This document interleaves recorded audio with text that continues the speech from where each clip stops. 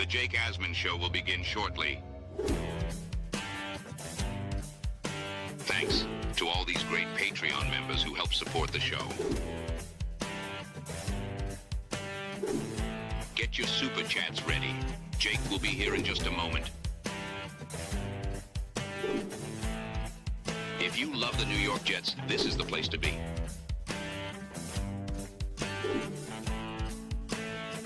And now, the Jake Asman Show. You want to know the real reason why the Jets haven't signed a lot of notable free agents? One Jets analyst believes he has the answer. We'll talk about that and much more. It's the Jake Asman Show. Let's hit it and get it started. Man, our Jets are primed to win another offseason, baby. We bleed Jets green each and every day. Will the playoff drought finally end? Kings of the offseason, baby. This is what we do. At least we have Garrett Wilson. We have Breece Hall. Please subscribe and hit the like button below. Super chats, baby. Cut the line. We have Sauce Gardner. We have Quinn Williams. Prepare to be underdogs. Now it's time to talk all things New York Jets. It's the Jake Asman Show. Here we go, here on a Monday, second show on the day. And as you see on the screen, big announcement. If you're coming to our draft party, you're going to get a chance to hang out and be a part of a Jet chant with the man himself. Fireman Ed will be one of our special guests at Clinton Hall the night of the first round, April 24th. Get your ticket before we sell out. We have less than 100 tickets left. Once we sell out, that's it. So if you're coming to Clinton Hall to watch the draft with me, Fireman Ed, and a bunch of crazy Asmaniacs, make sure you lock in your spot. We have tables still available if you want to reserve one for your group, and general admission tickets that include a complimentary drink, an entry into our raffle, bunch of signed jerseys, and I'm also adding a 4-pack of tickets to a Yankees home game this upcoming season, and I'm adding a signed Garrett Wilson helmet to the Asmaniac raffle we're doing that night at our draft party. So get your ticket. The link is in the description. It's in the live chat. It's everywhere. Reach out if you have any questions, but lock in your ticket and be ready to cheer on the Jets with me and Fireman Ed, because it's going to be wild. Joining us right now to talk all things New York Jets is a good friend of the show. His co-founder joins us every Tuesday, but right now we talk to the other co-founder of JetsXFactor.com. The great Michael Nania is with us here on the program. Michael, happy Monday, and I think we're just 17 days away from this draft finally happening, so I can't wait.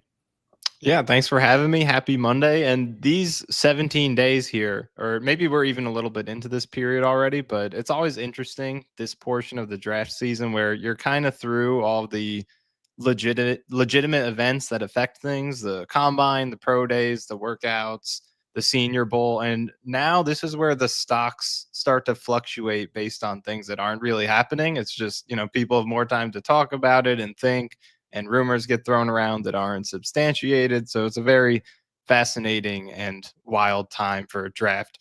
You can't even call them rumors sometimes, because sometimes it's just based off speculation, but it becomes a storyline. So still, a lot of time here to deliberate over these things. And you know how this goes. We as Jet fans, we thrive off speculation. So exactly. This time of year, 100%. Buckle up. So we got a lot to get to. I want to certainly get your thoughts on the Jets pick at 7, their options, different strategies they could break down. But the reason why I wanted to have you on is because I thought you wrote a really good story today on JetsXFactor.com. The headline is, the reason New York Jets GM is waiting to sign more free agents until post-draft. New York Jets GM Darren Mougey is executing a savvy team-building strategy by waiting until after the draft to sign more players. Without spoiling the entire article, and I'm going to post the link so people can read it as you're breaking it down, give us a feel for what you believe Mougey is doing that you think is a savvy strategy that the Jets are currently employing. Yeah, well, I think something that Mougey has apparently prioritized, he hasn't said it himself, but since this free agency has begun, I think there have been a lot of signals that the compensatory draft pick system is something that's important to him, because he's really made a lot of moves that complement that. And it's more than just, being cheap in free agency, letting people walk. There are unique ways to use the system to your advantage, because not every signing that you make or player that you lose counts towards this system. So take, for example, signing Stone Smart from the Chargers. He was a restricted free agent who became available because he wasn't tendered by the Chargers. He doesn't count as a compensatory free agent. The same goes for Josh Reynolds. He was under contract and released by the Jaguars. He doesn't count towards the system either. So you sign players like this, and it doesn't count against, canceling out the players that you lost. The Jets lost DJ Reed, Morgan Moses, Hassan Reddick, Tyler Conklin, Solomon Thomas. They lost quite a few free agents who do qualify for this system. But with some of these signings, they're not canceling those out. So that's why Over the Cap has their projection right now that the Jets are projected to earn 3 compensatory picks next year. One in the 4th round, which is, pretty high for a comp pick, and then 2 of those in the 7th round. So that's pretty significant considering Joe Douglas had 5 years here and he only had 3 combined across those 5 drafts, and Mougey could get that all in 1 year. So yeah, it's based on some of these moves. It seems like they are valuing the compensatory system, which a lot of great teams weaponize and use to their advantage.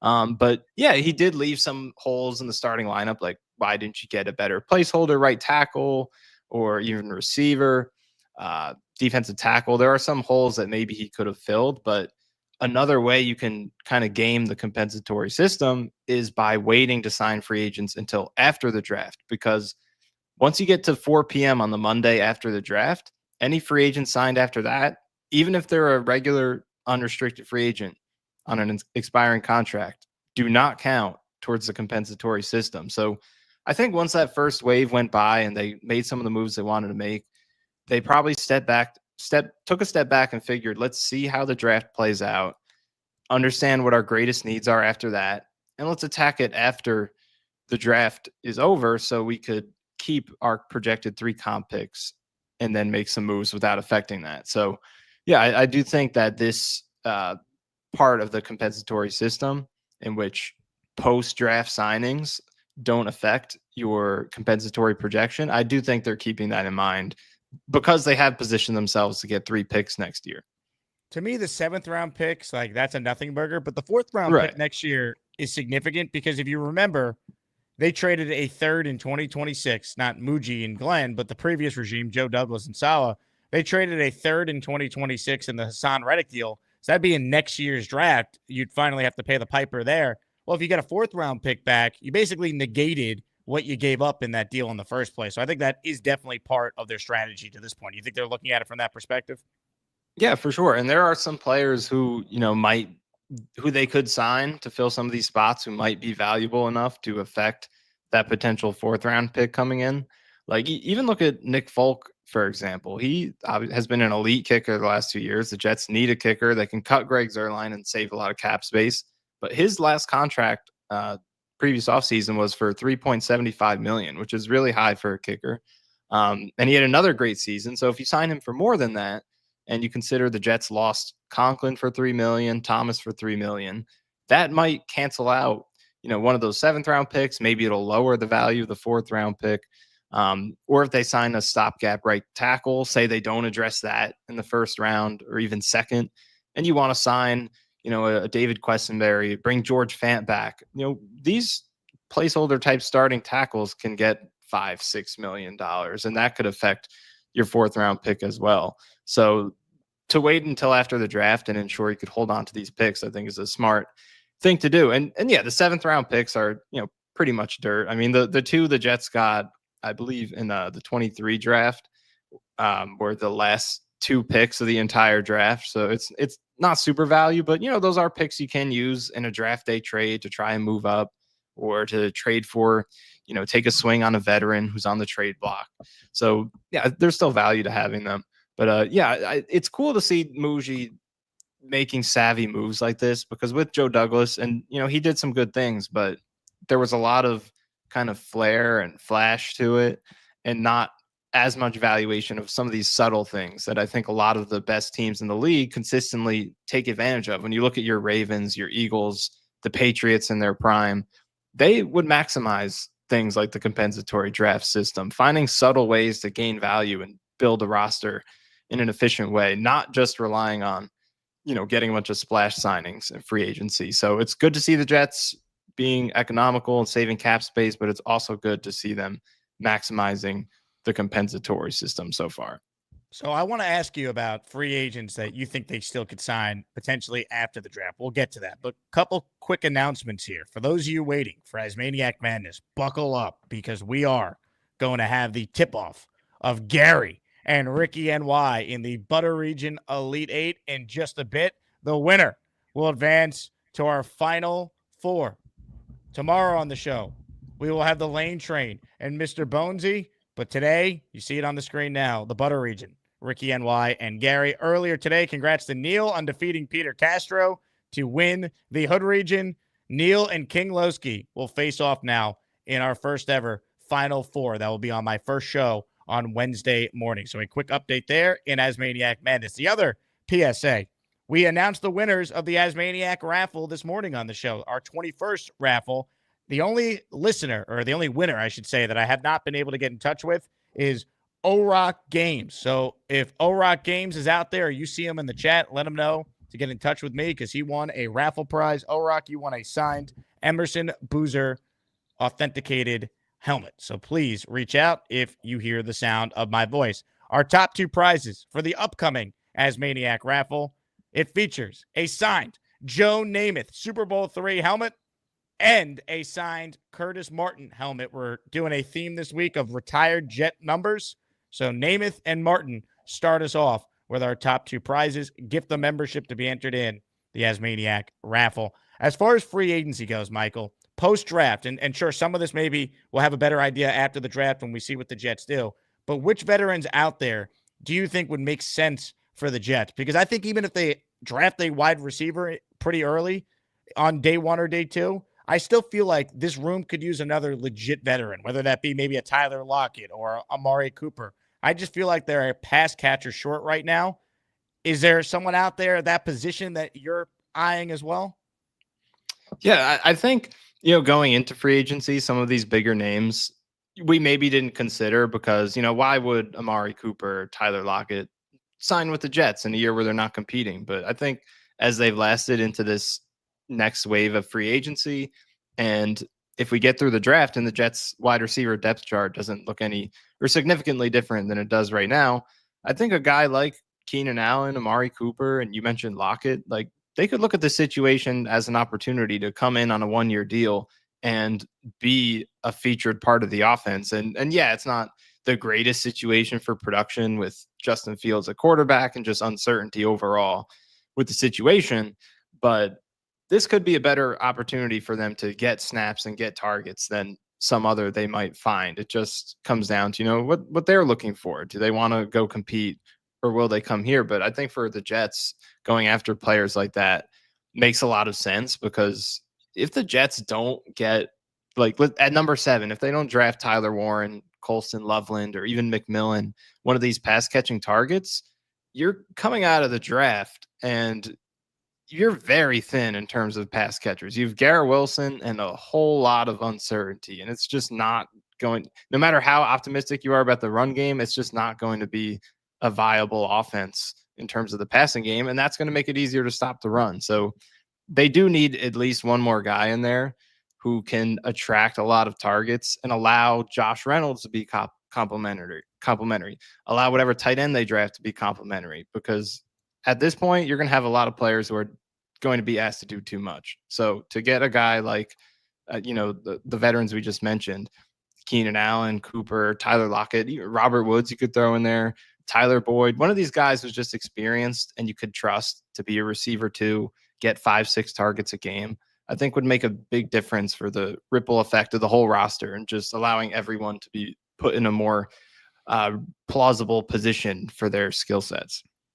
Bo with a super chat. Signing players after the draft equals clearance rack. Oh, you're trying to find diamond in the roughs, trying to find some deals, but once the comp pick is not attached to the veterans, I do think they'll add someone. I just think they have to, given where they're at this stage with the roster. I mean, I guess maybe they could go total youth movement, but at some point, you got too many holes. You can't even fill all these holes in the draft. Yeah, and it's an interesting spot too because they're not tanking. Because, if they could have gone all in on a tank and traded some of their best players, especially the ones due for extensions, like they are kind of trying to compete. And a lot of even the signings they made, they're not old guys, but they're also not super young. Like there's a lot of that 27, 26-year-old range. So it does feel like there should be more effort towards filling out the roster and making a more serious attempt to, not compete for a Super Bowl, but just win games and give your quarterback the best chance to be the best version of himself. So yeah, I do think after the draft, whatever is left as the most gaping holes that were not addressed in the draft, I think we will definitely see a few fairly significant signings in terms of guys who could start.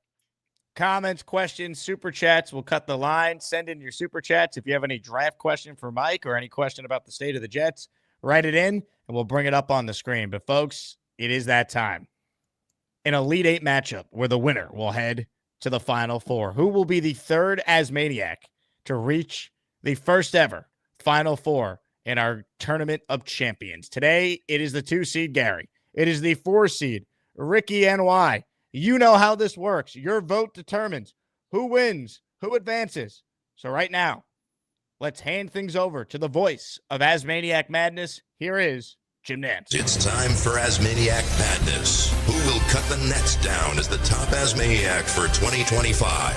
Some of you don't even care, but we do. Let's get to it. Ladies and gentlemen, the poll is officially live. So if you want to send Rickie or Gary to the Final Four, vote, vote, vote. Comments, questions, super chats. We'll cut the line.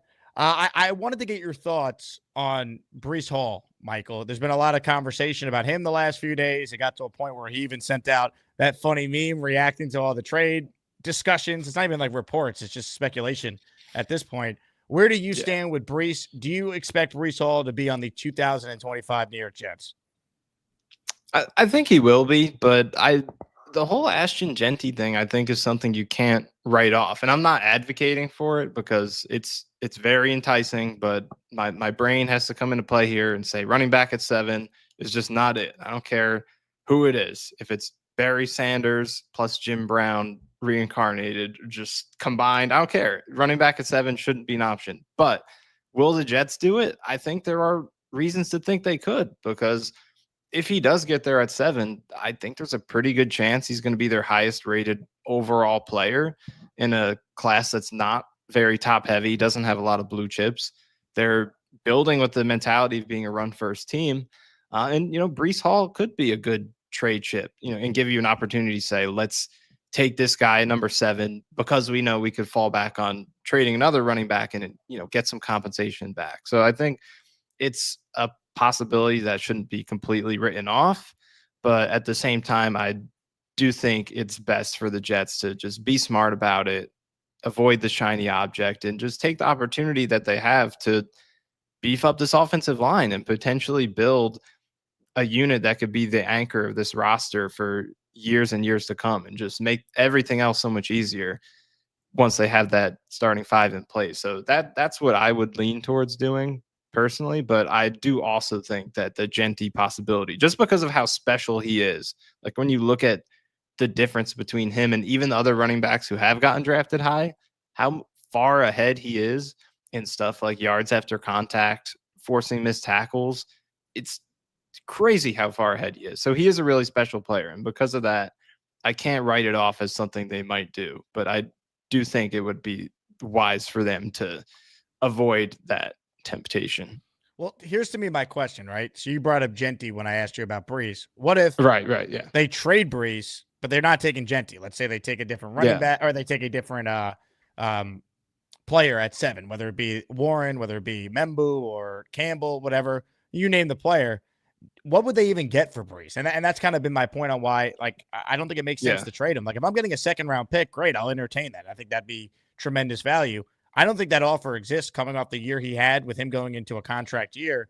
So I just want your thoughts on the scenario where, hey, they're not going to take Genty. They're going to take someone later on in the draft, and they have Braylon Allen and Isaiah Davis, but they still trade Breece. Could you see that playing itself out?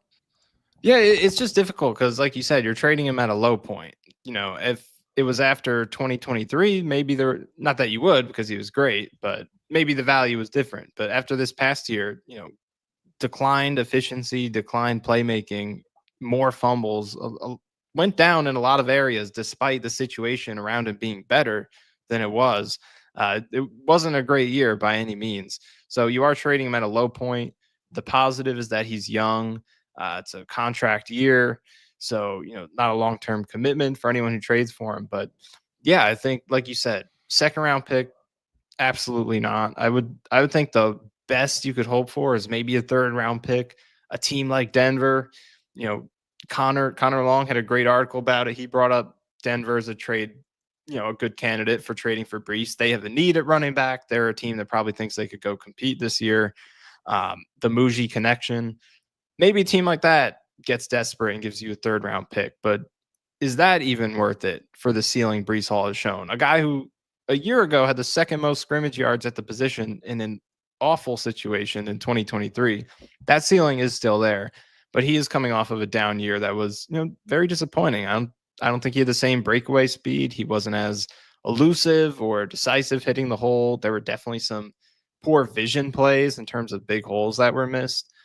So there's a lot for him to prove. And I think it's smart for Aaron Glenn to say what he said and kind of group him with the other running backs and make him have to compete, prove himself a little bit, and even potentially give him a chance to be in a smaller role and potentially be more well rested throughout games. I think that can make him more effective. So definitely a big prove it year for him. But for the Jets, if you're going to trade him at a down point in his value, I don't know if you're going to get something that makes it worth it compared to the upside that he still has.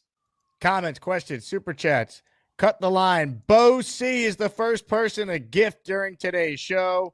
Bo, who won an awesome prize earlier, the signed Weeb Eubank helmet, is back at it again. A chance to win a signed Super Bowl III Joe Namath helmet and a signed Curtis Martin helmet. Our top two prizes in our Jets retired numbers raffle theme this upcoming week. If you hear your name called, you thank Bo for gifting you your membership.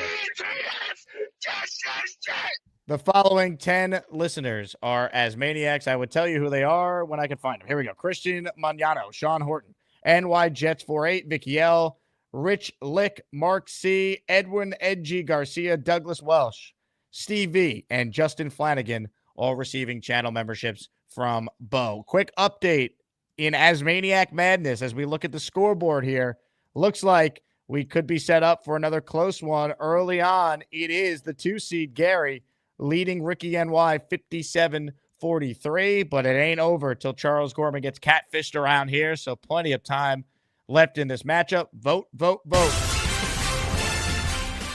Super chat here from Robert who says, after Reddick, they probably hate big signings. I don't think it was that. This is just a brand new regime. Like, I think eventually we could see Glenn and Mougey be more aggressive in free agency. We got to see where they're at the end of this year. I think that's part of the plan they put in place.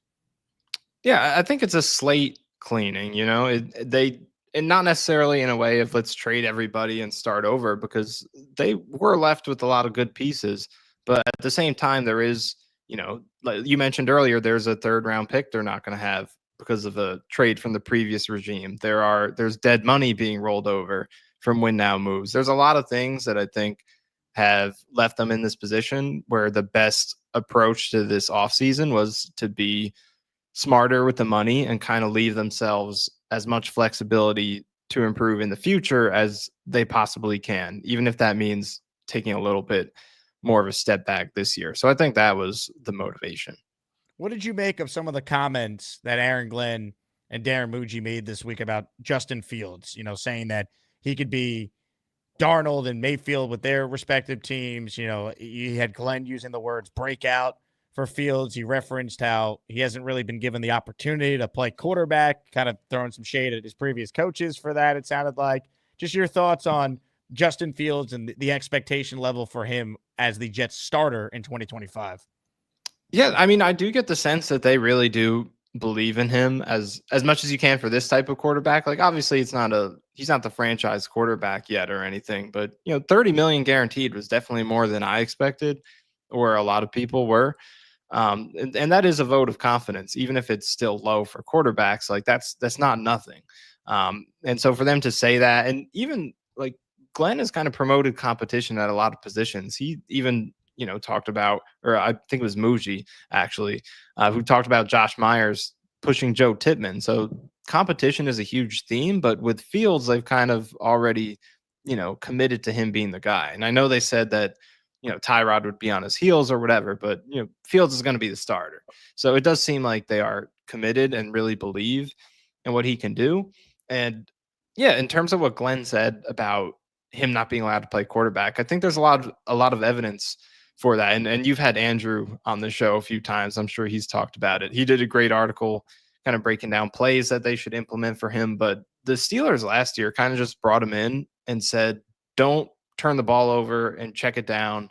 And we're just going to roll with that. And it worked. They went 4-2 while he started, but that wasn't the best version of Justin Fields that you can get. He's throwing a ton of checkdowns in the flat, little hitch routes. He wasn't as explosive running with the ball.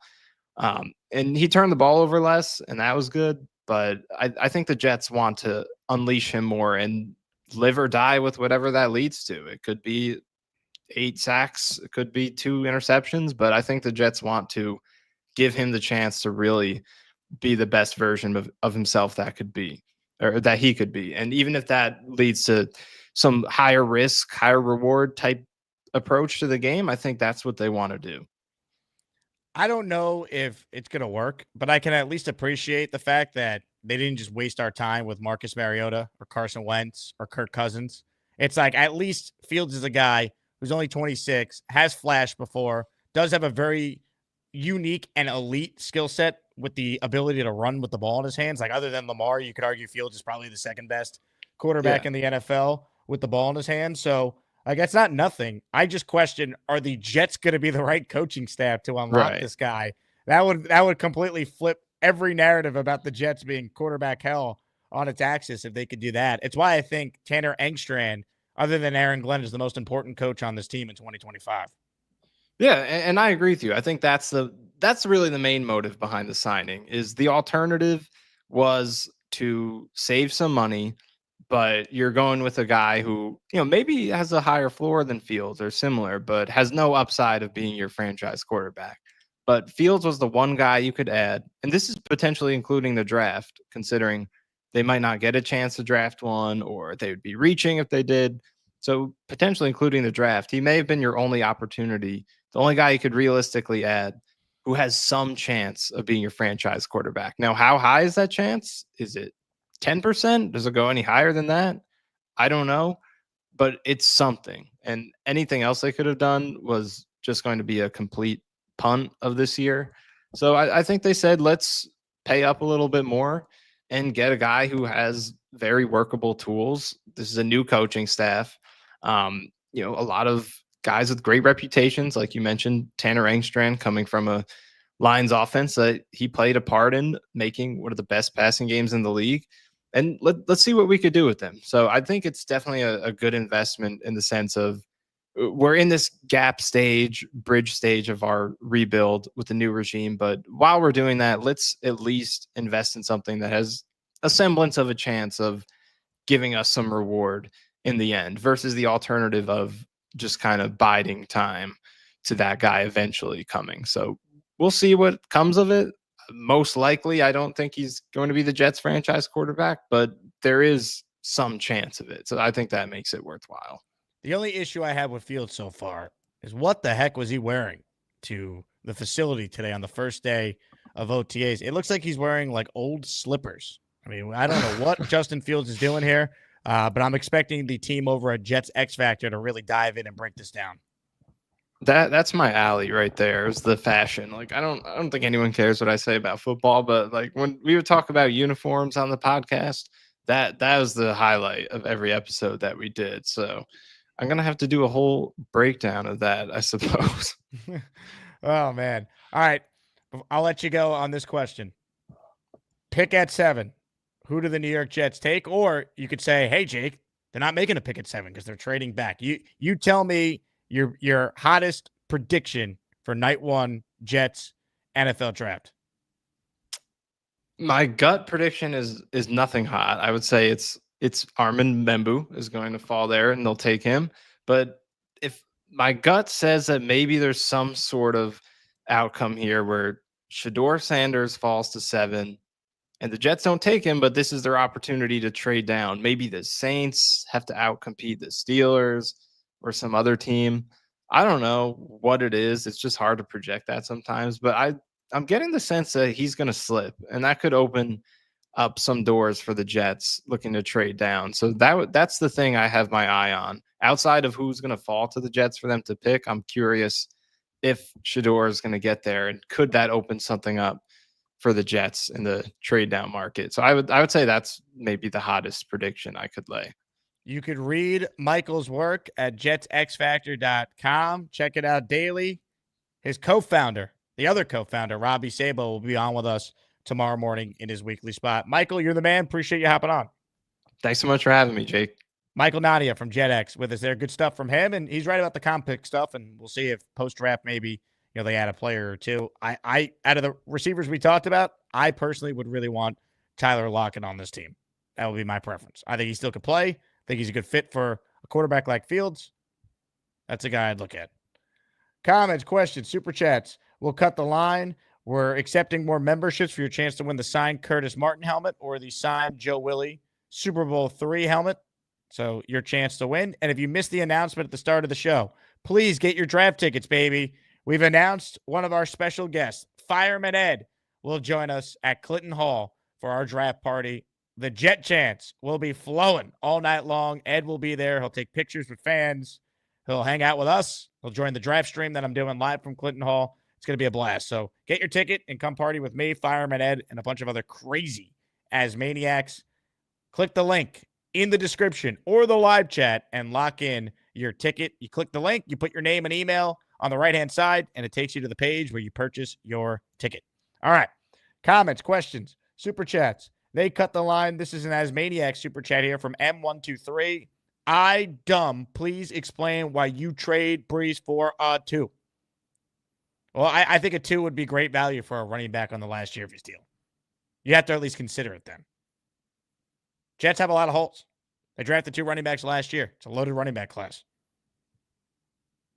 That's why you consider it. Second round pick. I have now 2 second-round picks. I have a third-round pick. I got to consider it. I don't think they're going to trade Brees because I also don't think a second-round pick's possible. I don't think it exists. Everyone says, trade him for this. And it's like, okay, well, this is not Madden. You can't just say trade Brees for a second and it happens. You can't force trades. Not how this works. I wish it worked that way. It'd be a lot easier. But unfortunately, it doesn't work that way. And that's the reality. Comments, questions, super chats. They cut the line.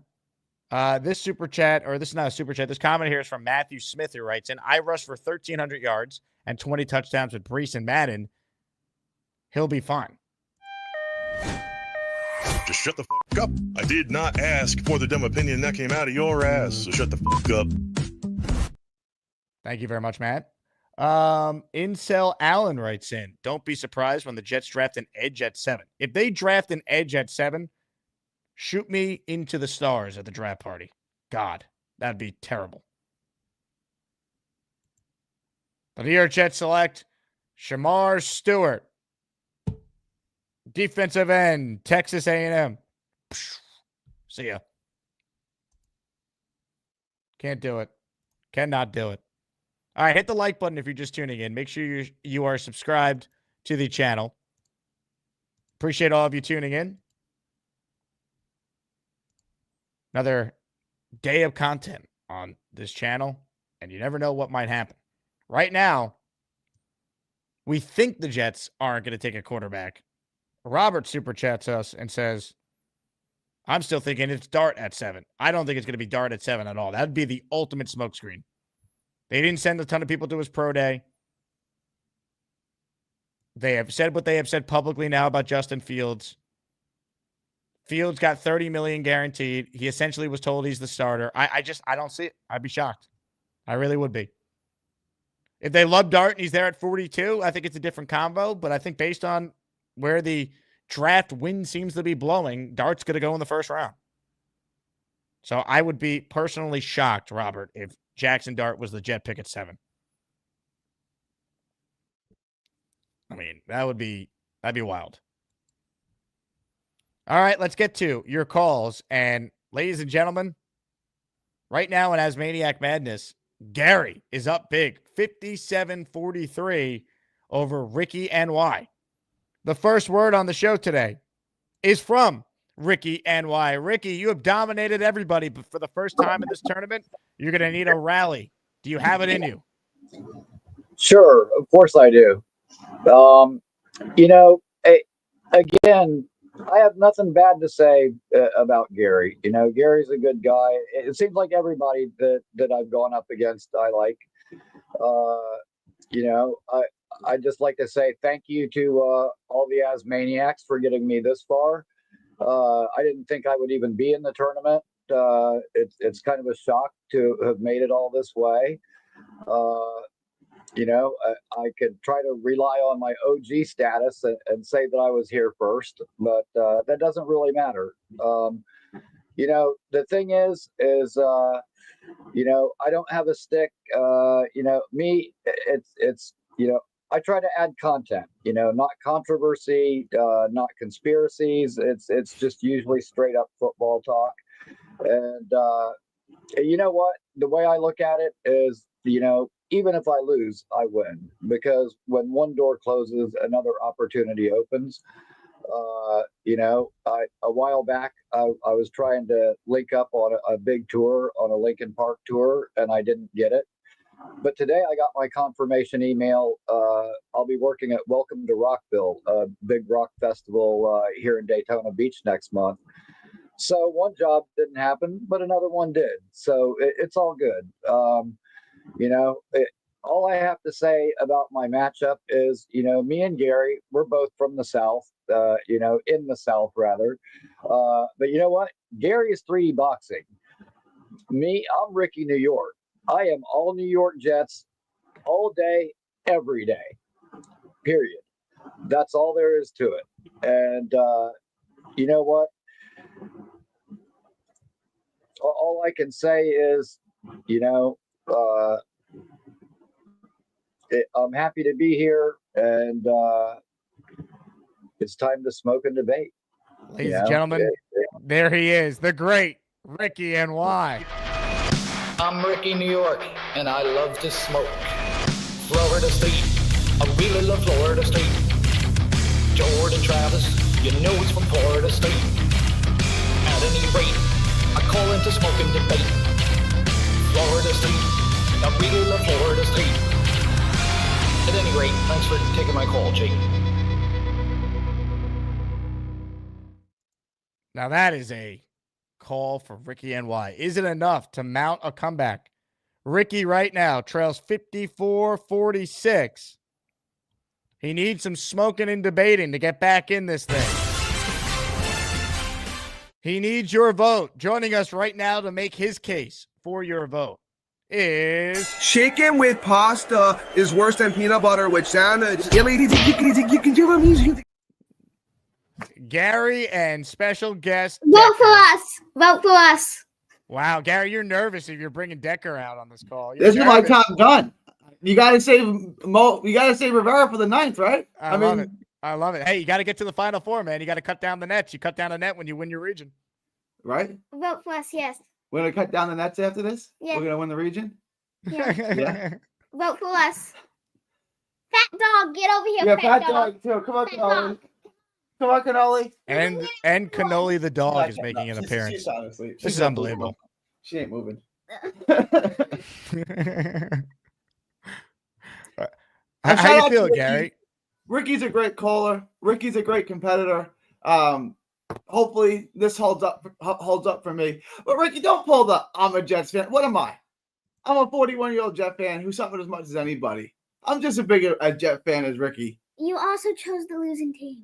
We all chose the losing team. That's why we have a family here. We have a bond. These are all we're all losers together, Decker. It's great. She looked at me and said, "The Jets haven't been to a Super Bowl since the '60s." And like some like disbelief, like she couldn't like that doesn't even sound. Yeah, Decker, they haven't been to the Super Bowl since before the moon landing, which was obviously real. No, it wasn't. Oh wow, Decker, our team moon landing is fake. Wow. No, it wasn't. Wow. You convinced Decker it's fake, Gary? Wow. When she was a baby, we're walking back to our car once, and she pointed to the moon and said, "You can't go to the moon." I said, "That's a true story." She was probably 4 years old at the time. I said, "That's what I say too." As you get older, people are going to tell you otherwise. No one goes to the moon. You don't believe in achievement. Oh, Decker believes in achievement. I know. It sounds like Decker doesn't believe in achievement either. Here's the thing. If you look up all the guys' interviews, when people asked him how it was landing on the moon, he literally says it never happened. He did. He never Vice landed on the we moon. never went to the moon. He said we never went there, and that's the way it is. He admitted it. He never went. She's not wrong. You're corrupting the youth right before our eyes. This is so sad. Giving him the facts. You can find an interview. There's a little girl that asked Buzz Aldrin why we never went back to the moon, and he said, "Because we never went there, and that's the way it is." This is so sad what's happening here. I don't think it's going to matter because, well, you know what? Rickie actually made it tighter. How about that? 53-47 now. Moon landing talk is getting Rickie back in this thing. I am what I am. I stand for what I stand for. The people are going to love it or they're going to hate it. Well, ladies and gentlemen, Rickie also making an attempt to perhaps buy some votes. He has gifted 5 channel memberships for the people. Get it out!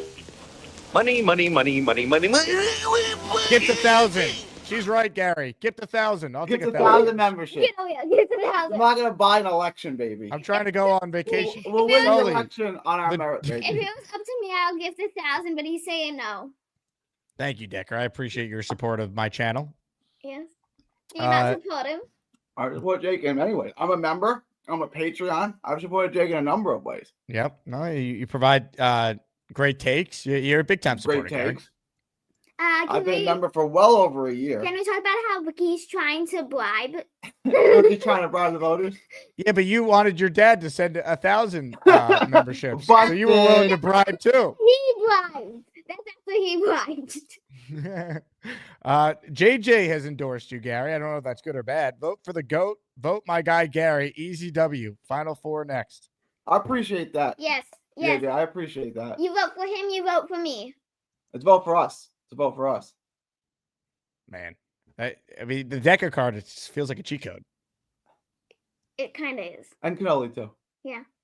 That dog, can we get some more votes from you? She's in a phone where she's not moving. She's in She's a in a food 20 coma. hours a day. She sleeps 20 hours a day. Is that normal for a dog to sleep about 20 hours a day? I don't think it is. Don't dogs like to run? How old is the dog? About 9. Almost 9. So it's an older dog a little bit. Not that old. Not that old, right? She should be more.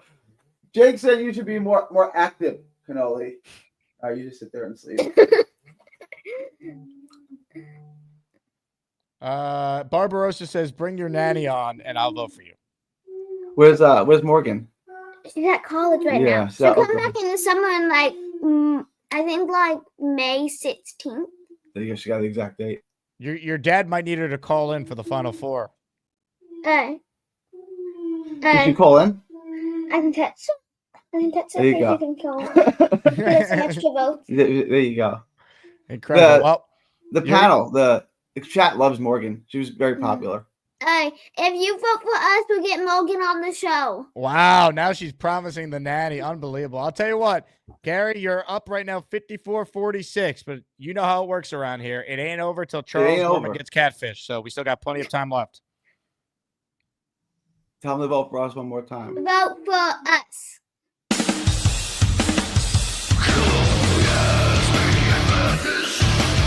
Who's gonna be the best of the bunch? You get to pick the ones who make the show rock. Who's the king? As a Jew.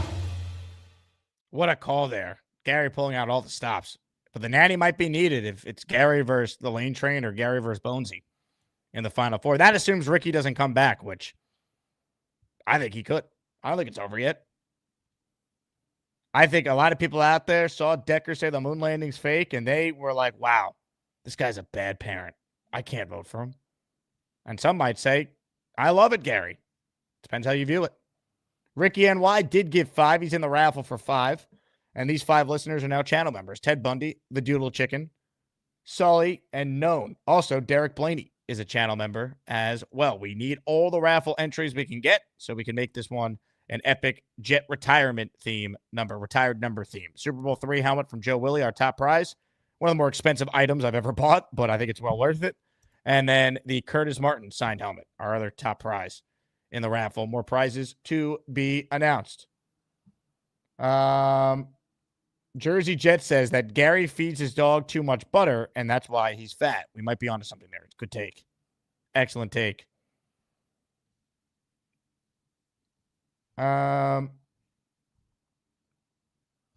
Purple Belt Mike says, we're getting the nanny. Oh, I'm voting for Gary. Zero hesitation.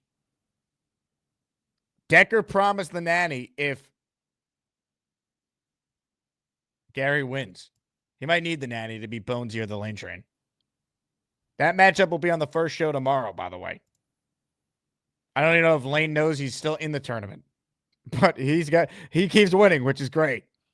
But Bonesy's been a dominant force in this tournament. So we'll see how that one plays itself out.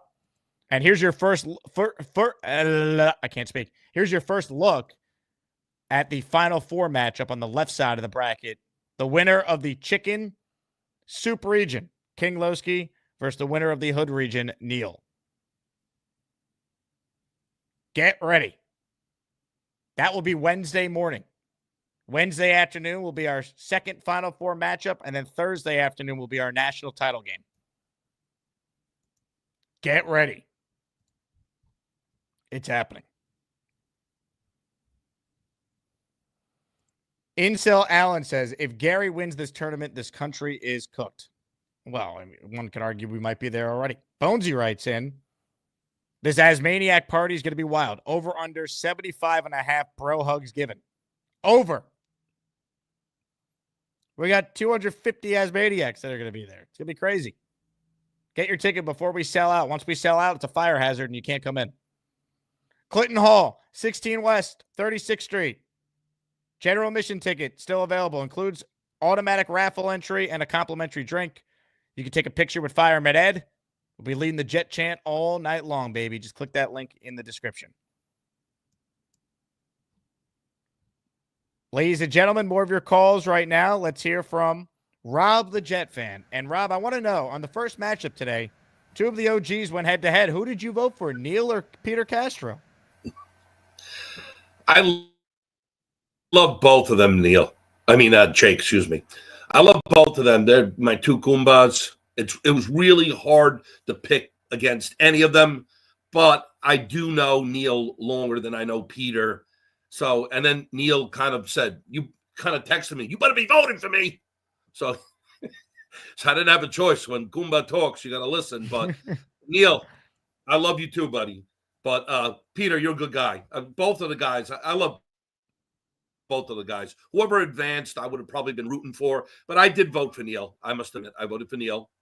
And that's my story. But I also voted for Gary. I don't know. I'm just a little bit more familiar with Gary. Gary has some crazy, crazy takes. But Gary's funny. And he's humorous. He's a respectful guy. So I kind of went with Gary there. I will shout out Bonesy and King Lowski for winning. I like those two guys a lot too. The King is the King. And Bonesy is Gugine. I like Bonesy. Those two guys are going to be extremely, extremely hard to eliminate. Bonesy and King Lowski, I don't know. I mean, is that a possible final? Could that be a final? Bonesy and I didn't check the bracket. Final.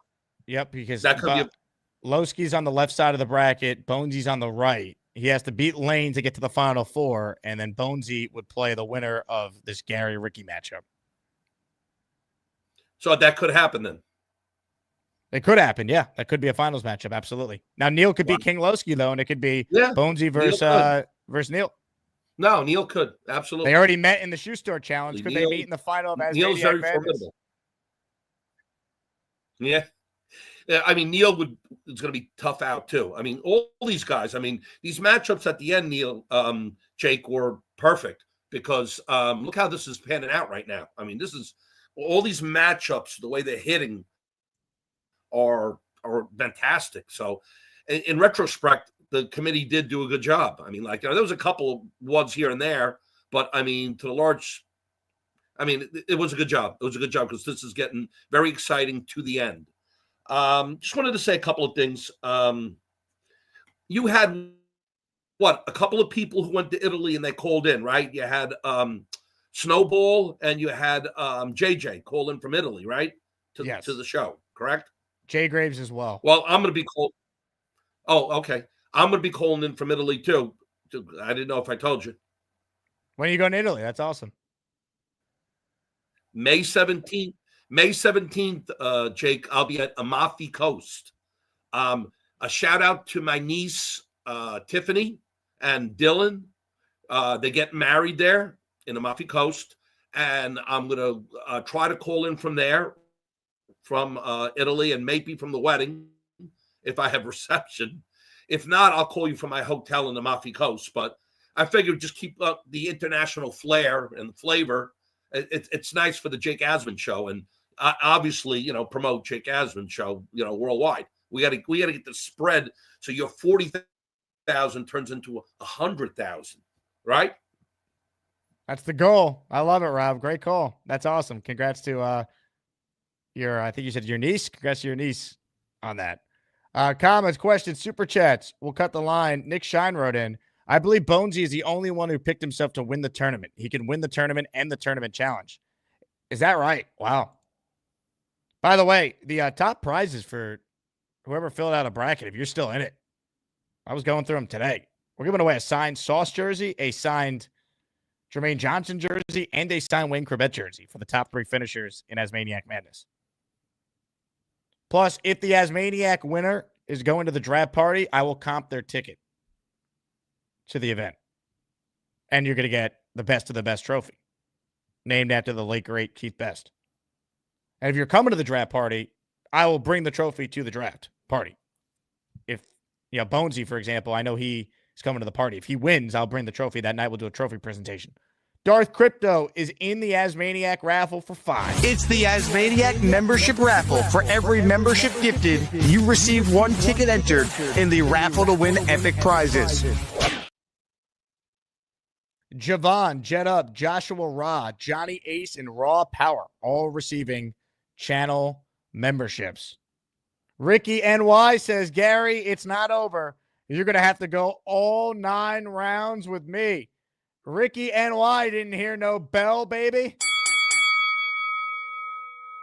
And he's right. It's still a game. It's 54-46. Rickie is still in this.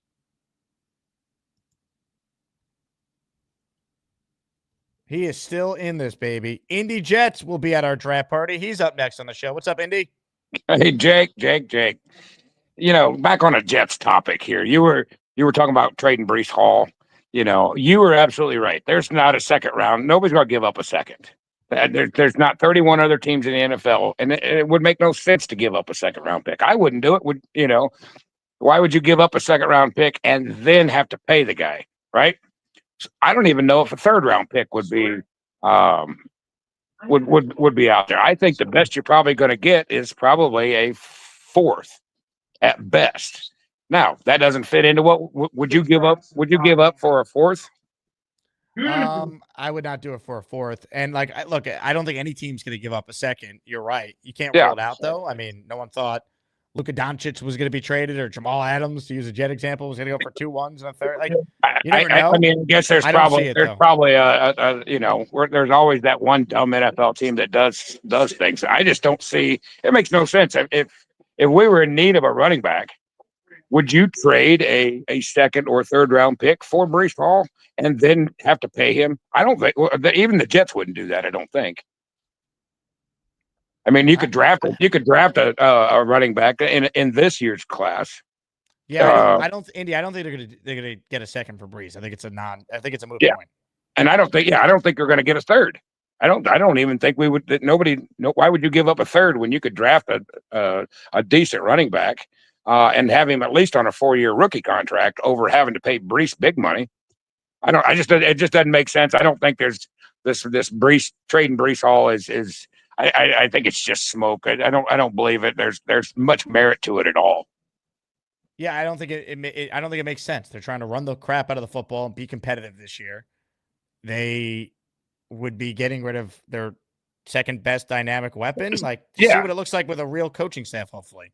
Yeah, and as far as the draft party goes, so I got 4 tickets, and I'm giving JJ's got one. The big fellas wanted to give up his ticket to give it to Australian if he can make it in. So we're going to give him that ticket. So that gives me an extra ticket, Jake. If you want to give it away, raffle it, do whatever you want, and we'll give it to somebody that may not be able to make it. We say, hey, we got a free ticket for you. That's very nice of you, Indy. We'll figure that out when we get a little closer here. We'll see who needs just it, keep that in the back of your mind. Appreciate it. You got it. Appreciate you, Indy. Good call, man. Thanks for your support. Looking forward to meeting you in person. That's awesome that you're making the trip. Hit the like button, please. If you haven't, make sure you're subscribed to the channel. I just received an email from someone asking about how to buy 2 tickets at a time. You hit the 2 button on general admission. I know it could be a little confusing, but I even took a screenshot to show everyone. If you're trying to buy multiple tickets at once, when you get to the part where it asks you for the general admission, hit the plus sign on the right and click off the amount of tickets you need. And the major announcement about the party we made today is Fireman Ed will be among our special guests joining us to watch the draft and lead the Jet chant. It's going to be wild. Get ready. Scoreboard update. Gary leads Rickie 54-46. It is still close in our regional final.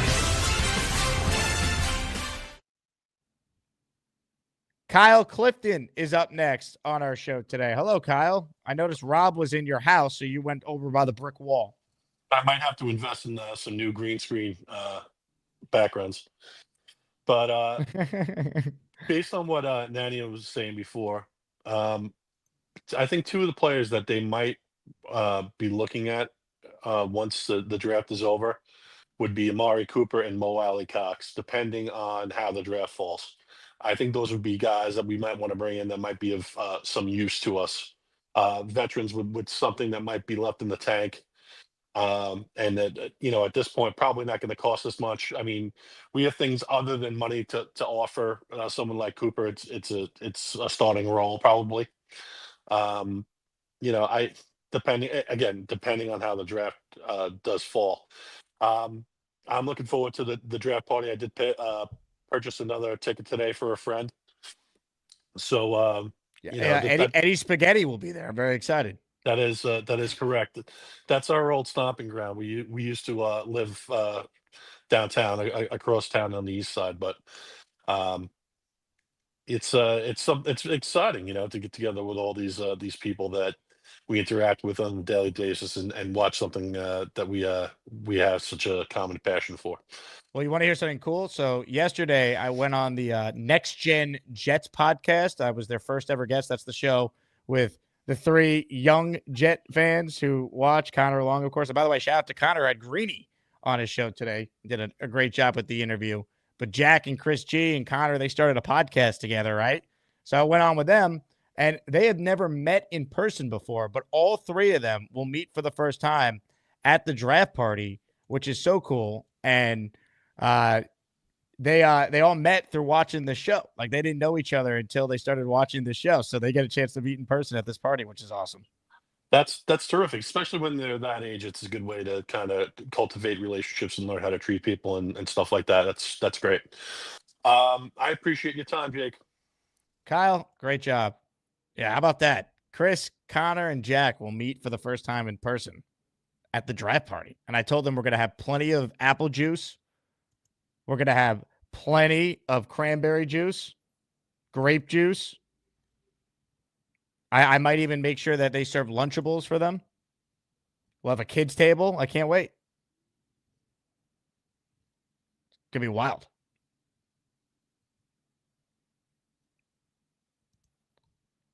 Nick Shine says, you're still getting on my shoulders at some point for a Jets chant. It's a tradition. I wish I had the video handy from the one over the summer, Nick. But yes, we'll keep it going. We got Fireman Ed in the Jet chant, and I'll jump on your shoulders and do one with them. Bo with a super chat. Compensatory means to compensate someone who has suffered loss, suffering, or injury. That's exactly designed for us, unfortunately. Well, it's funny because the Jets would never get comp picks, though. So from that standpoint, we deserve them. You're right. Tom Ace writes in, how do I turn on my computer to purchase tickets to said event? Thank you, Tom. All right.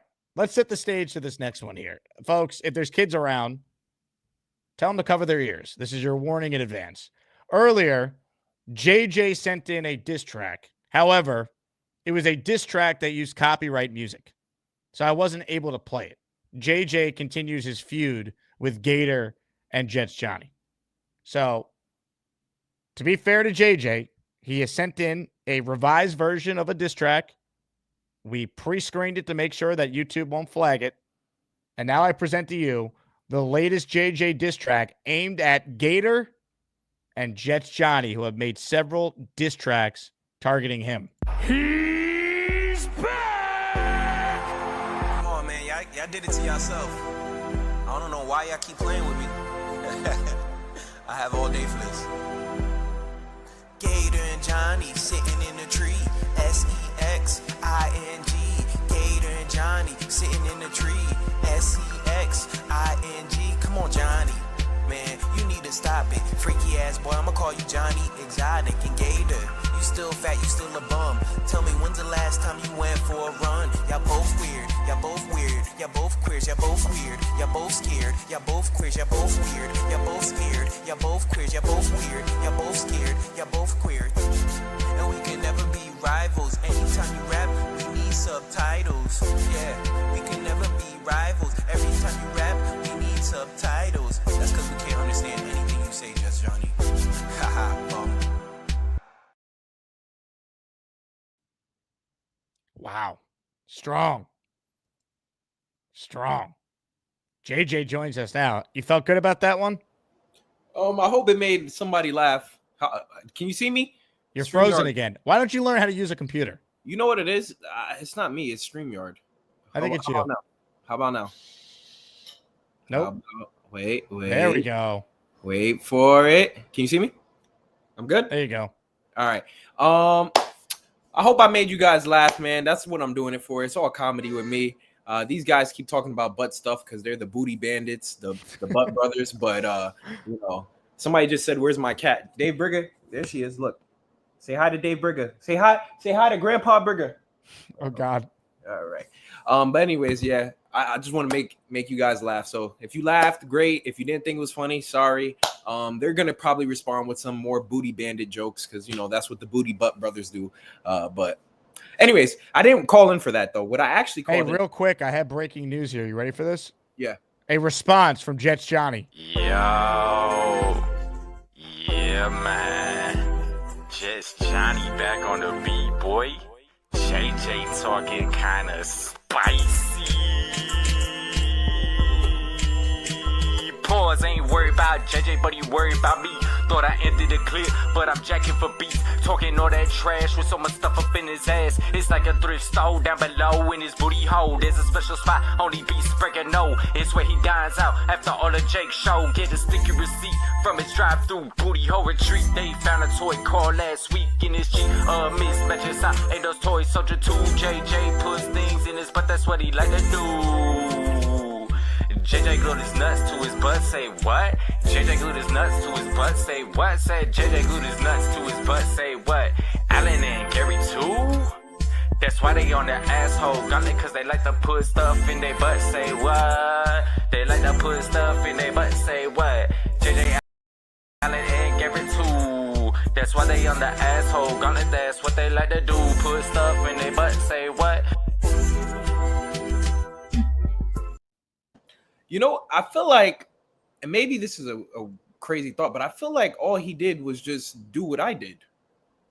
I just like the fact that everyone's using the same music bed over and over again. Well, I'm the original person who came with that beat. So the background on that beat is I used to rap a long time ago. I was terrible. As you guys can see, I have no rap skills at all. I was terrible. But I used to rap back in the day, and that was just a beat that I had laying around. So I used it originally to diss Gator. Then he remixed it. So then I remixed it. So then whatever. But it seems like they're not original. They just keep using my stuff. Why don't they come up with their own original stuff? But whatever. I do like that little alien dancing, though. That was kind of cool. What's up with your legs, by the way? You really do have like the skinniest legs I've ever seen. Yeah. Show you guys. You literally have like stick figure legs. Yeah, man. You know what's embarrassing, right? So I played football in college, right? And imagine me with a helmet, shoulder pads on, up top, not that solid, and then at the bottom, even these are my legs right here. You guys right here. This is what I have for legs. This is what God blessed me with. You have toothpick legs. Yeah, I have toothpick legs. I don't know. I used to do like squats. I used to do calf raises, and nothing I could do would help me with my legs. But What position were you when you played football? So in college, I played wide receiver. I played running back, but I was terrible at that. So I went back to wide receiver because that's what I was my main thing. But I was terrible. Listen, I can't rap. I wasn't very athletic. This is me, man. All I can do is make bad diss tracks against Gator and You were athletic enough to play in what level of college football? You played D3? Yeah, D3. Still, it's not nothing. Yeah, it's nothing. So what's crazy? My first scrimmage ever in college, when my first game I ever got playtime was against Cortland in a scrimmage. And that was pretty cool. I wanted to go to Cortland, but my grades sucked, and they were like, "No, we need good people to come here, not people who are bad at math." Did you want to be a gym teacher? Yeah, that's what I wanted to be, a gym teacher. That's what you went to Ithaca, right? Yeah, we would make fun of Cortland for that. That was one of the things, Yeah. They're the Harvard if you want to be a gym teacher. They have a great program. They do. They do. That's why it's funny. And the Jets used to play there, so they have a great facility. I went to Alfred State College, which we're known for absolutely nothing. So, but go Pioneers. But anyways, let me get to the point of why I actually called. I just want to say it will be so Neil and King Lowski is going to be an epic matchup. I don't even know who I'm going to vote for. I really don't. Every single matchup, I always knew who I was giving it to. This one, I don't know, because see, here's the thing about Neil. He's very entertaining, but I disagree with everything that comes out of his mouth. Everything he says, I don't know. But he's very entertaining. He makes stallion points, as you would say. But I kind of want King Lowski to win so we can see a Gary versus King Lowski matchup in the final. Because I think Gary's going to wipe the floor with Bonesy. No offense, Bonesy. Please don't call in and talk about Joe Douglas today. We don't want to hear it. I don't know. But this is going to be great. I'm super excited. And I wasn't even that pumped up for the draft party. But now I'm pretty pumped up for the draft party to see all these guys there and talk about some of these matchups and see who voted for who. So if you guys didn't get your tickets yet, man, get your tickets because I want to talk to you guys about some of your terrible decisions on people that you voted for. I still think Bobby Midnight should still be hanging around somewhere. I don't know how you guys got rid of him, got rid of Mikey, got rid of the big fella.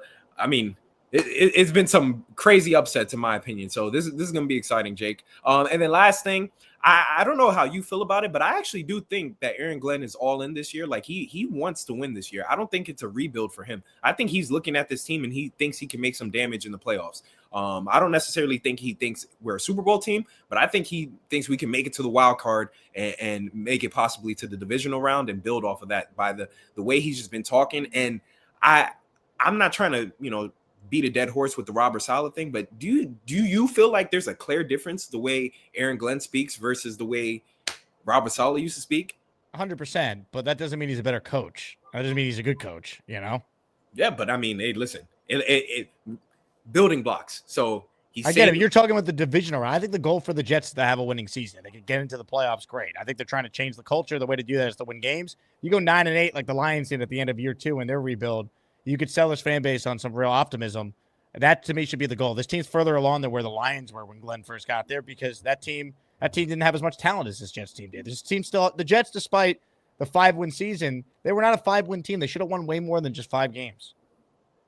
Yeah, well, my aspirations for this team is playoffs, wild card, at the very least, and I'm super excited, man. I don't want us to get a right tackle. It probably that seems like what's probably going to happen. I would prefer Tyler Warren, but I mean, we could always get a tight end in the second round. But I feel like we're going to see something really good, really big. So I want everybody to get on board.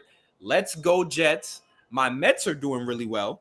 All right, so if the Mets can keep it up and then the Jets do it, it's going to be a great football and baseball year for me, and I need that. That's what I need. So let's go. Jets, Johnny, Gator, stop being brothers. Get out the bedroom with each other. Go to the gym, and Jets, Johnny, you go do something else. All right, peace. JJ checking in. Ladies and gentlemen, if you have children around, please mute the show, and if you're at work, put in headphones. Here's Gator's latest from earlier if you didn't catch it live. Oh, yeah, here I come again, Gator. I ain't gonna quit until I bleed out from all kinds of things exiting my caboose. I got some new dilemma cause I'm always left alone. There's stuff in my apartment seems to fit inside my hole. Just the other day I found some old Gorilla Glue. Should've stuck it up my ass, but this what I'm gonna do. Squeezed a little glue on my dirty middle finger.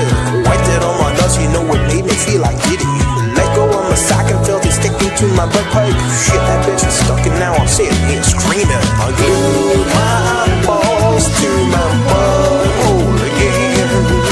My ass can't breathe and my nuts, they are sore. But I glued my balls to my butthole again.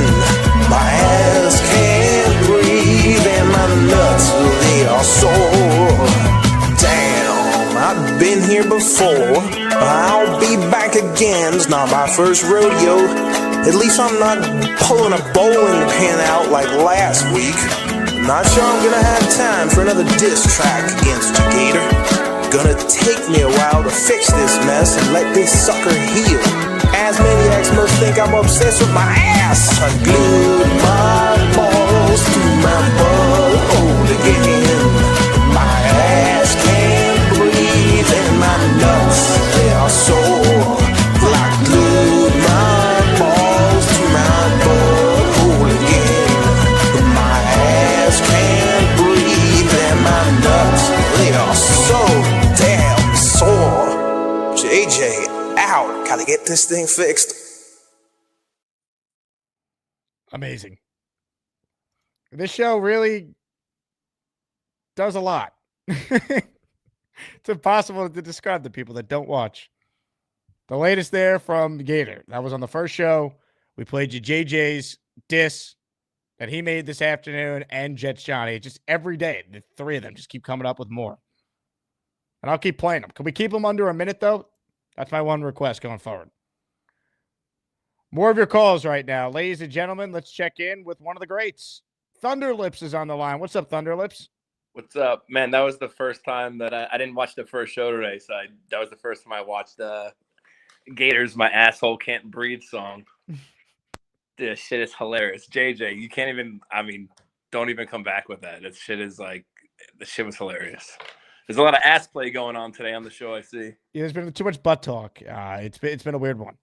Yeah, I mean, I don't know if JJ puts stuff in his butt. Maybe he does, and maybe he does. You know, but dude, North Carolina trip was great. Fucking great baseball weekend. Oh, I meant to show the pictures you sent me. Hold on. Oh, Let me try. What is your the initials of your? Oh, here we go. I got it. Yeah. Let's see.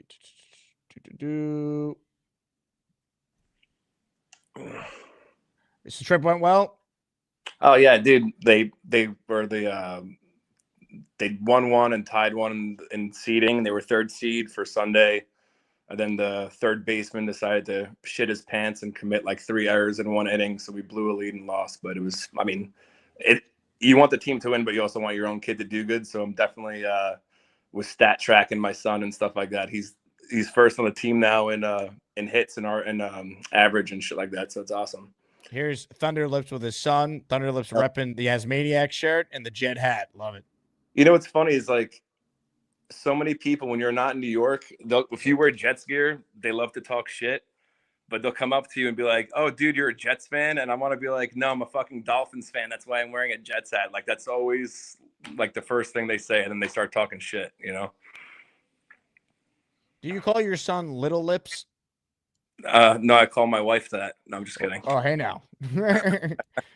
No, that's Jordan, but obviously I wouldn't call him Little Lips.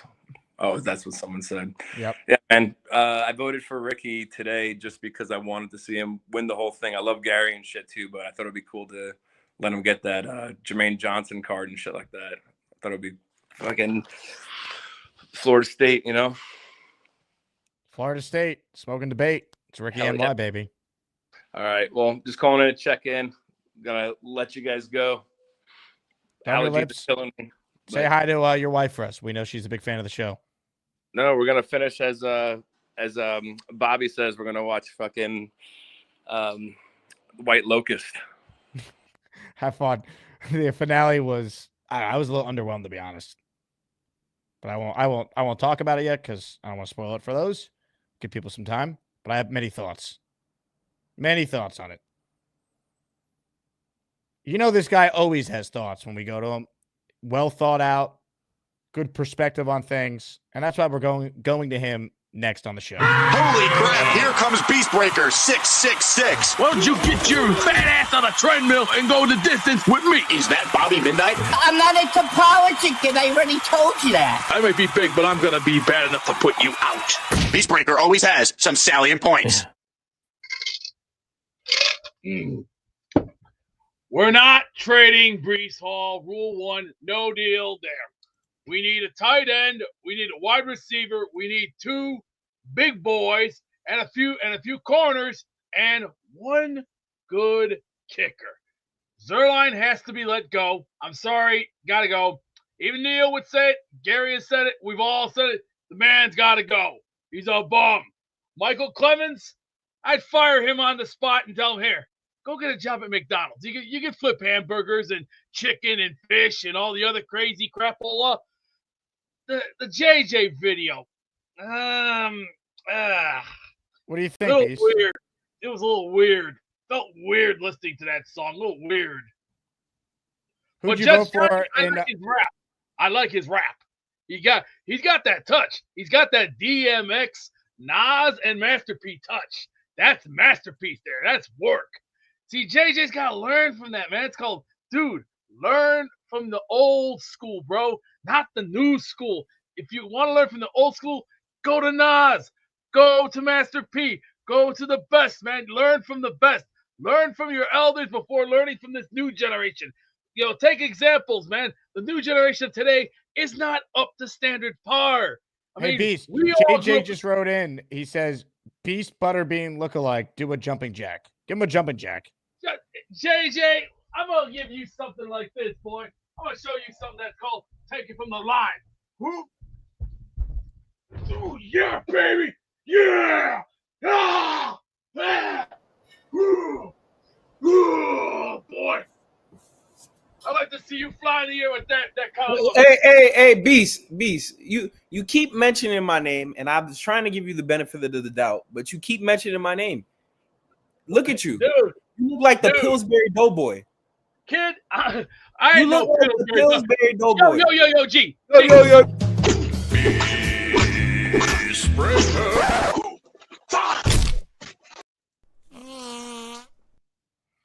God, we can't have more beef with JJ involved. I can't. I can't. I don't know where that was gonna go, so we gotta we gotta pull the plug early, though, folks. I will say this: Beast has truly mastered the Garrett Wilson catch.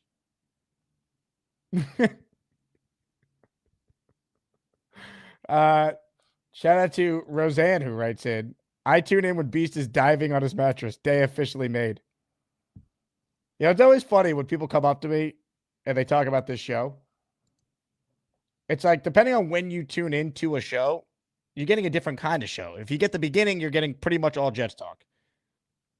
You get the middle, you're getting the bridge between Jets talk and like ASMANIAC Madness. You get towards the end, I don't know what you're getting on a given day.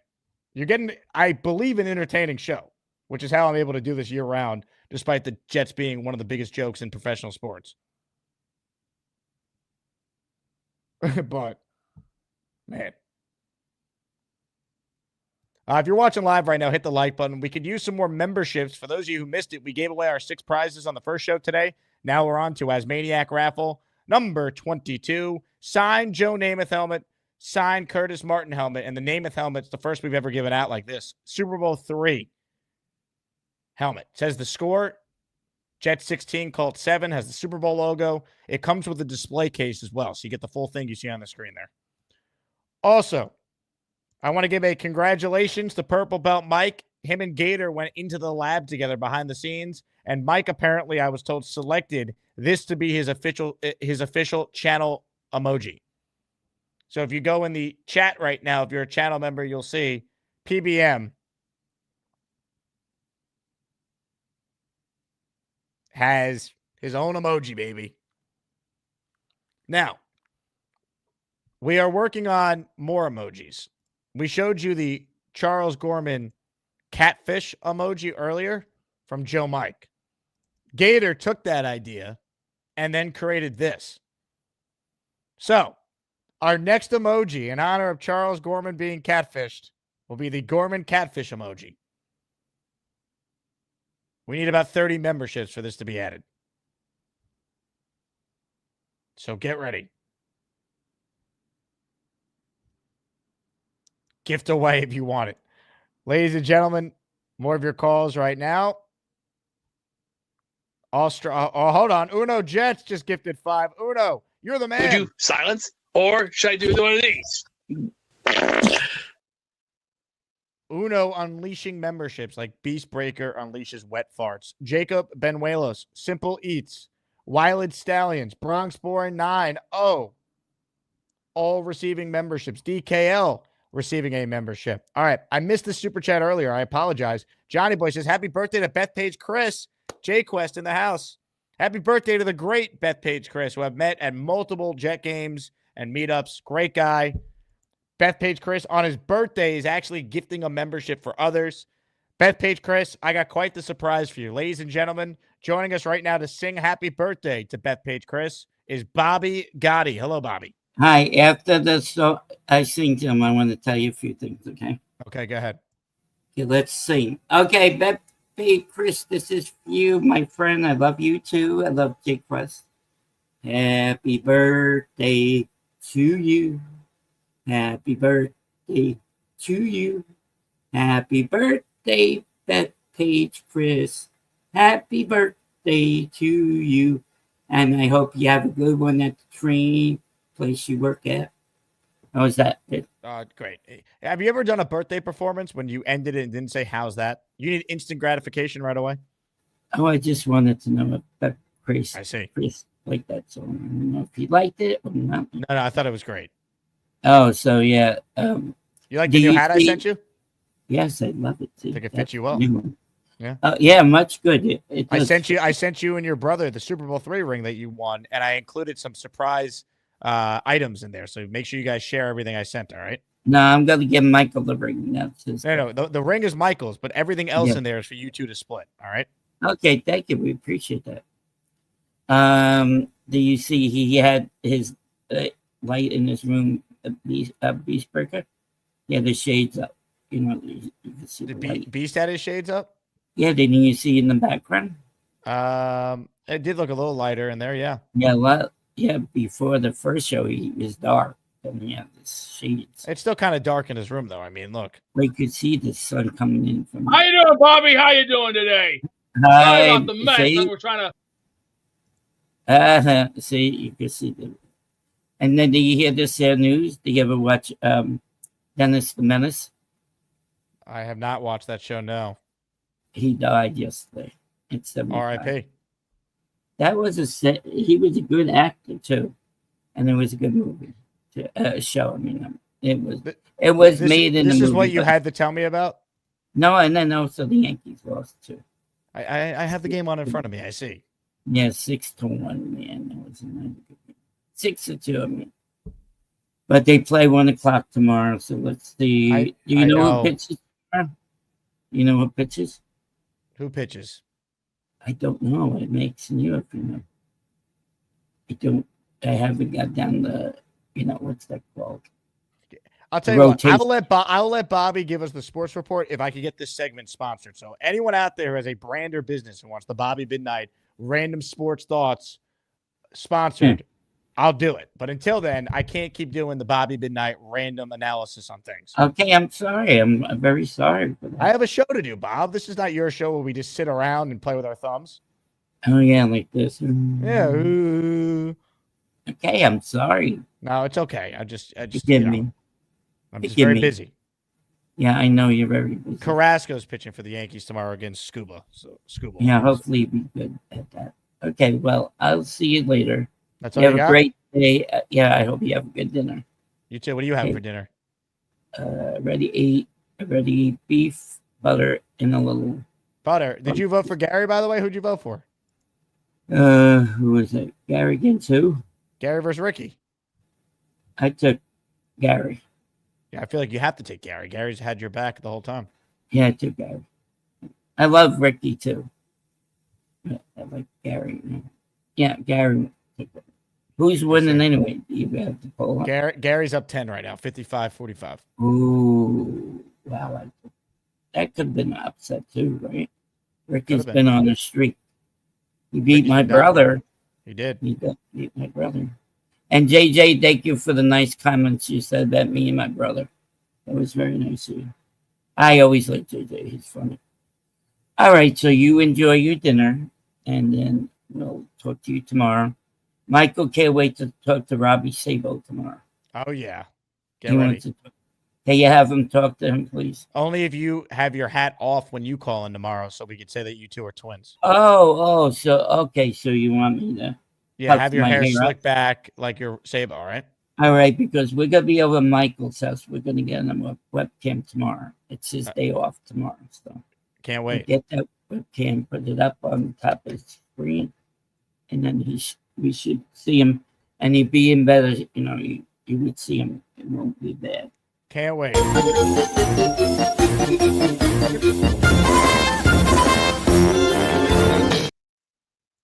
Ladies and gentlemen, Bino with a super chat. Bobby should do hand modeling.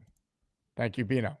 All right, more of your calls. This guy's about to hit the train, so we're squeezing him in ahead of his matchup tomorrow morning. The only thing better than Alden shoes is Joey D, cause he totally rules. Jake, my brother, I'm high as a kite. I love everybody. Damn, this show is crazy. Jake, my brother. What's up, baby?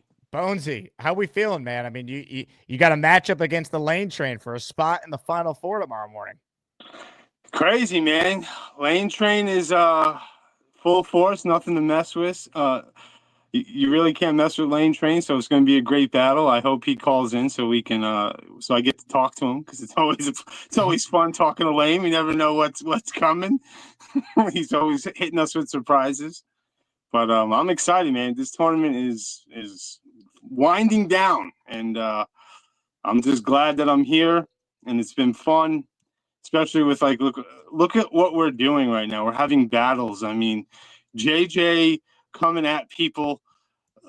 I mean, honestly, JJ, you're a little lame with this stuff, because all you're doing is just talking about our dad bods. It's like, yeah, anyone with kids who is over 40 has a belly. Like, who are you talking to? Well, how old are you? And you got you and your cat, your chicken legs, and you're coming out with raps like you want to be Kendrick Lamar, Brokeback Future from 8 Mile. Like, you're lucky I don't get in the lab. Make fun of me, dog. Make fun of me all you want, bro. But it's all love. He is right. We're here to laugh. So I do appreciate that. We're here for comedy, and JJ. Hey, I still hug JJ when I see him at the draft parties. He's still my man, but it's come on, dog. He's frozen again. JJ, there you Hold go. on. Listen, this is look at this dad bod right here. Look at that. Look at that. You see that? See this chunky monkey right here? All right. So Yeah, I have see. love. Actually, this is a female cat, so it's a woman. But I don't know. I can't say that. That might be offensive. Anyways, Bonesy, listen. I'm only making fun of Gator because Gator started with me. I'm only making fun of Jets Johnny because he started with me. And Beast Breaker, that fat Pillsbury Doughboy lookalike Butterbean wannabe, he always wants to mention my name. So what am I supposed to do? I'm playing defense right here. Everybody else attacks me, and then I just reply, and I'm the bad guy. Well, say I'm not saying you're the bad guy. I was just saying that your rhymes are mainly about who is dad this guy? bod bellies. No, they're not, because I said that Jets Johnny looks like Macklemore. I said he looks like Johnny Exotic. That has nothing to do with weight. All right, I was talking about more of you see what in my corner. I changed my name for everybody to Gators #1 fan. So we can let go of the Joe Douglas talk for now. All right, who is Stormrock 877? He says, JJ, your mom is a hoe, and I'm your pimp. That's Beast. That's Beast Breaker's That's name. Beast Breaker. Who is this guy? Like, oh, that's JJ. that's You're my That's Butterbean, Butterbean. and I'm your pimp. That's the Pillsbury Doughboy over there. Hey, he needs to stop playing and because he jumped on that bed. He almost went through the floor. I think he's on the 3rd floor. He almost landed in the basement. His big butt. He's got the strongest bed of all time. To be fair, Beast has done that many times, and the bed is always. And JJ, he wears a double XL T-shirt. So he wears a triple XL. Thank you very much. His bed is getting weak. Your bed is getting weak. You need to stop. You need to stop. You need to stop. That's a bad haircut too. It looks like does he go to a blind guy to get his haircut? What is he doing? Beast Breaker, leave me alone, please. I think he looks great. You think he looks great, but I do. He looks like he's coming to the draft party. You get to meet him. He looks Let like me hear your comments on how do you feel about how Fields' man purse? My wife said it's a beautiful purse, so I'm wondering what your thoughts are.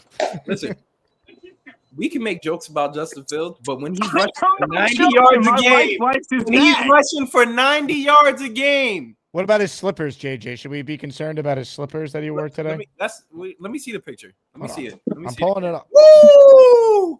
That's what the next Jets Ring of Honor inductee 2020. No, that'd probably be like 2035 when he took us to 6 playoff appearances, 2 Super Bowls. Joe, you do the alarm? Let's go. Yo, fellas, I'm about to hit the train. I just wanted to call in because, JJ was making fun of me. I'm going to get waxed. I got to beat Lane first, so I'm not even looking at Gary yet. But I appreciate you backing Gary. Makes it more fun. And just be careful of Gator, man, because he's on to something. We don't know for a fact if what you put in your butt. So it's still we don't know yet, JJ. We got to figure it out. Everyone who finds the butt stuff funny is kind of weird to me, but I'll leave that for you guys and the booty bandits themselves, Johnny. Hey.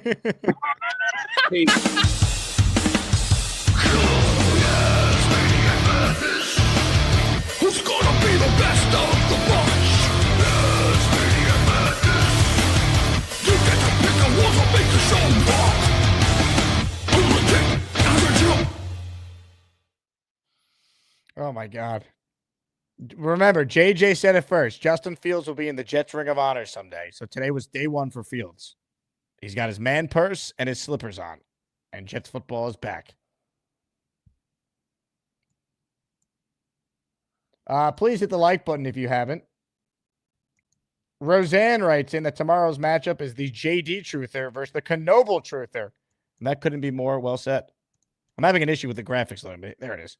The Lane Train versus Mr. Bonesy. Right now, though, our attention is all on Gary and Rickie. Gary looks like he's headed to the Final Four unless Rickie can mount a late show comeback here. 56-44 is the score as we've entered the home stretch of the program.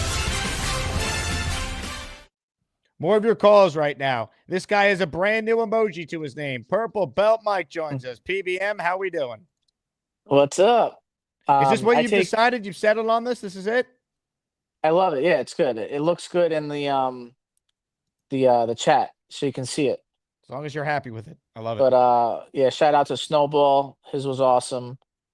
Same with Addison. And shit, man, I forgot the other guy's name again. I'm like losing my mind here. The guy that did it first. Joe Mike. Joe Mike. Yeah, Joe Mike. Shout out everybody, man. Cool. I just appreciate you guys even making one for me. So it's really cool that 4 different people made one. So it's awesome. But I deserve 0 credit. Gator sent that and said it would fit, and I didn't do anything in the lab. That's all Gator, and it looks awesome. So thanks, Gator.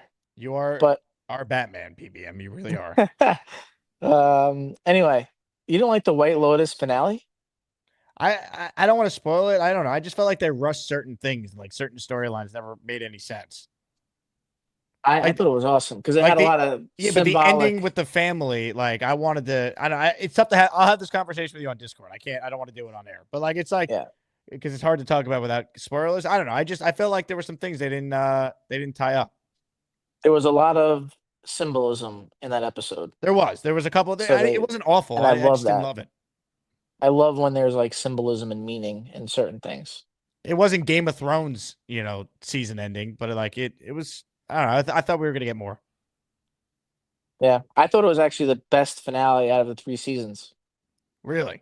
Yeah, I liked it I didn't even like the season 2 finale. I thought season 2 in general was the best season, but I thought the season 2 finale was the worst out of the 3. I see. But whatever. Who'd you vote for? I voted for Gary. Gary's your guy. I like Rickie too, Rickie and Gary, but Rickie doesn't have the nanny. Gary does. So, because Gary has a hot nanny who's been on the show 3 times, that was enough for you to vote for him? Yeah. I see. How does your wife feel about that? Probably not good.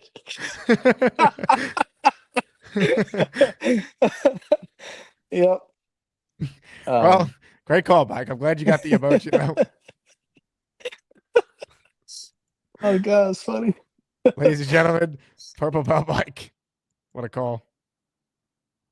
I mean, look, Gary does have a wonderful nanny. There's no one can deny that. She'll be at the draft party, by the way, everyone. Make sure you guys get your ticket. Mike's doing the Bobby Midnight, flailing his arms, trying to get back on. Yes, Mike? I wanted to ask Bonesy, so if he's listening, are you working draft night? Because if you're working, I want to go to the store and see if I can get a pair of shoes. Ooh. But only if Bonesy is going to be working. What if Joe Bonesy's working? Nah. Got to be Mr. Bonesy? Yep. It's got to be him. All right. Well, Bonesy, if you're working, Mike is about to spend copious amounts of cash on Alden shoes. More calls right now. This guy might be coming to our party all the way from Finland. Australian Jet fan who's living in Finland is next. Hello, Australian Jet fan. Hey Jake. First of all, I'd just like to thank the big fella for offering to give me his ticket. I didn't know about that until I heard about it on the show earlier today. Also, I'm a fan of Purple Belt Mike, but I thought that the Bat fella was our Batman. What's going on there? Yeah, I mean, you could argue it. The thing is, Big Fella's already got his own emoji, and it's just the Big Fella. But I mean, what Mike did with Charles Gorman was very heroic. Hence the Batman emoji. Sure. I've officially applied for my visa now, so I guess I'll find out in 72 hours, and then I guess I'll get to booking a flight to New York. So it's looking better and better every day. And this beef between JJ Gator and Jets Johnny, it's kind of getting a bit overblown, I reckon. It reminds me a lot of the Kendrick and Drake beef, where stuff was just coming out like every other day. There was almost a new song coming out, like before they could even release it, just on YouTube. Yeah, it's tough to keep track of. There's just too many diss tracks, a lot of talk on certain objects going in places you wouldn't typically put those objects. It's been a wild one. I mean, JJ admitted himself he can't rap, and listening to what he was saying, I definitely agree with him. But then again, I also respect that at least he tried to say something that wasn't just butt stuff. Like, I got to be honest, the butt stuff's getting kind of repetitive at this point. So you're arguing for a different route to attack JJ besides insinuating that there's things going up his derriere. Is that what you're saying? Yeah, I reckon that I reckon it's poor. I reckon you should be a lot more original. Come up with some better stuff than that. I liked Gator's first diss track, but the last couple of things have just been a bit too repetitive with the butt stuff. I see. Yeah, I don't know how, it's a bit hard to, well, I guess it's not meant to be taken seriously, but, it's a bit hard to, defeat your opponent. That's all you're cranking out, the classic 5th grade potty humor. That is what we do around here, Australian Jet fan. Good call. Fair points. Papa Jet, you're next. What's up, Papa Jet?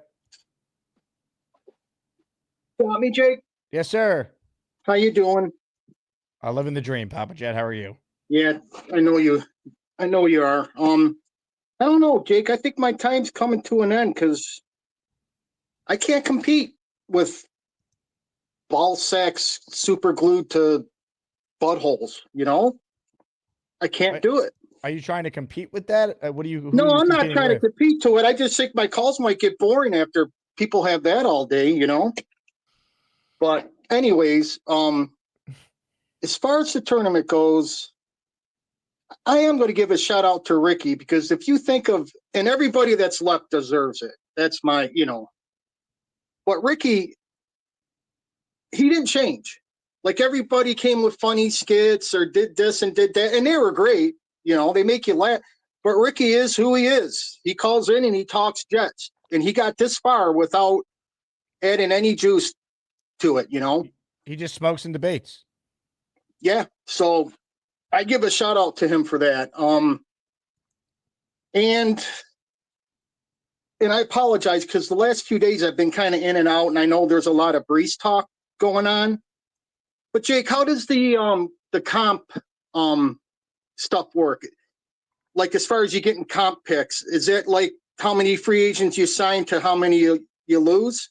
It's based on dollars allocated to free agents versus how much you lost. So because Kinlaw got such a big contract, for example, if the Jets don't sign a free agent of that same tier, they're in line for a comp pick. And the level of the comp pick is determined by how much money you spend. There's a formula for it.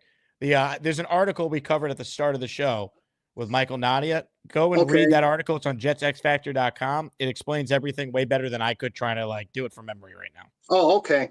Because I was going to say, I mean, if there's a good chance like we lose them and then end up getting a comp pick, why not just keep them? But unless somebody gives multiple picks up, but I don't see that happening unless it's maybe a third and a sixth or a fifth, maybe. I don't know. But at this point, I say keep them. I agree. I don't think they're getting a second for him. I don't even know if they'd get a third for him. I'd keep him and have him play football for the Jets, and he's still a really good player who I think hasn't been properly coached right. Yeah. And what else was I going to say? Oh, my gut feeling from the other day. I told you the number ones were going to go down in V-Man, so I was 2 out of 3. They're just not bringing it. All these guys behind them are just bringing it. They're hungry. Yeah, yeah. So Lane better start calling in or something. Or who's he play next, Jake? Mr. Bonesy tomorrow. Okay. Well, you better call in pretty soon. But that's all I got, Jake. Thank you. Papa Jet, thank you. Lane's in for a tough one tomorrow. Bonesy's red hot in this tournament. We know Lane's an all-time great on this show. He's provided forever moments. But Bonesy is beloved. He is a beloved caller. And that has mattered. That has helped. But we know the Lane train, as this tournament was unfolding, was still giving us great moments like this. Hello, Jake. Hey, Lane. How are you? Great. Do you see the Jets possibly drafting, was it Dixon? Dixon? Yeah. Who's Dixon? He's out of college. Dixon Hall. I'm actually not familiar with Dixon Hall. What position does he play? QB. So Dixon Hall, quarterback. Yeah. Do you think that Dixon Hall would be a good pick by the Jets? Yeah. I'm going to look into Dixon Hall, but your scouting acumen speaks for itself. All right, Dixon Hall to the Jets. Let's start the campaign, people. Dixon Hall. It's almost like Knoble. Yeah, but Knoble ended up being a great find by you. You were ahead of the curve. Well, I did find that he got into an accident with his estranged girlfriend. That's right. I'm going into a house. He's alive. The 27 pick in the NFL draft, the New York Jets select Dixon Hall out of Arizona State. What am I, a mind reader? Like, I know every player. So, yeah, that's all I have to say. To the Lane trade. Lane in action tomorrow for a spot in the Final Four. Unbelievable. Comments, questions, super chats, cut the line. Appreciate all of you tuned into the show. Make sure you hit the like button. Make sure you buy a draft ticket. We are running out of space. If you're coming, buy your ticket, baby. Clinton Hall, New York City. Fireman Ed will be there. Our special guest announced today.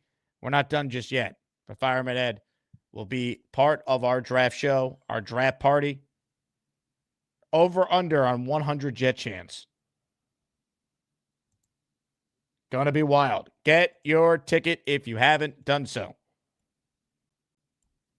Reserve your table if you got a group. If you're with 3 or 4 people, get a table.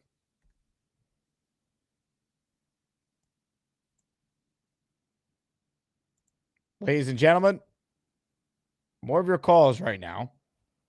Joining us on the Gusbuster Umbrella Hotline is someone that we all typically like. Sometimes I would say we love. Ladies and gentlemen, it's time. You'll never get my chicken soup recipe. I'm not saying that those you take steroids. I need some of it. Hey, Charles! Who is that lovely lady? Send it this way, Charles! Hey Jake, how are you? Charles, how are you? How was your day? Good. I'm doing well. As for the whole situation with Brees Hall, I don't want the Jets to trade him. I want them to keep him because I think he's a very talented, very good football player as well as a running back. So yeah. I agree with you. Now let me ask you this, Charles. Will you wear this to the draft party? Oh, the classic Captain Marvel / Shazam costume? Correct. I might. What will it take to make that happen?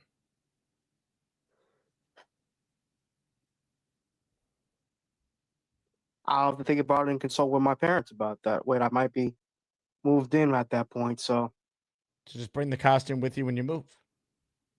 That's true. Let me ask you a question. What do you need to consult with them on exactly? You can't dress yourself?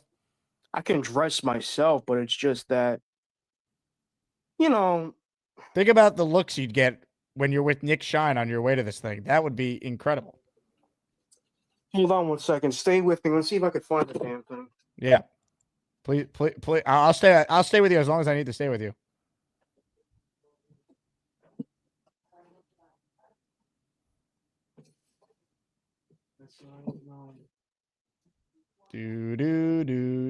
Hold on. I have dramatic music that might actually fit for this. Here we go. Where is it? Here we go.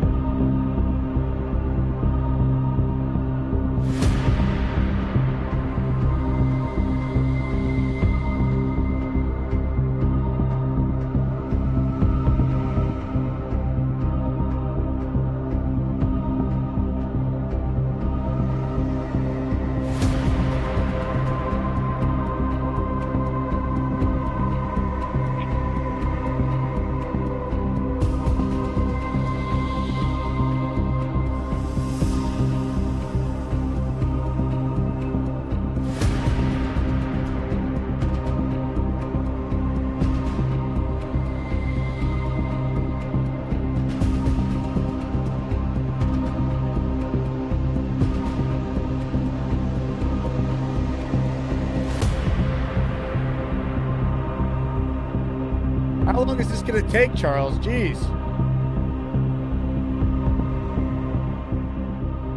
Charles. Yeah. How much longer? Hold on. All right. Beast, how's the attic?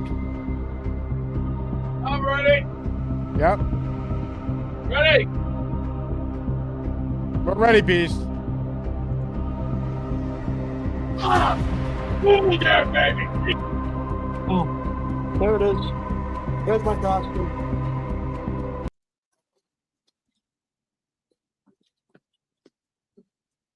There's the boots. So this thing is ready to go.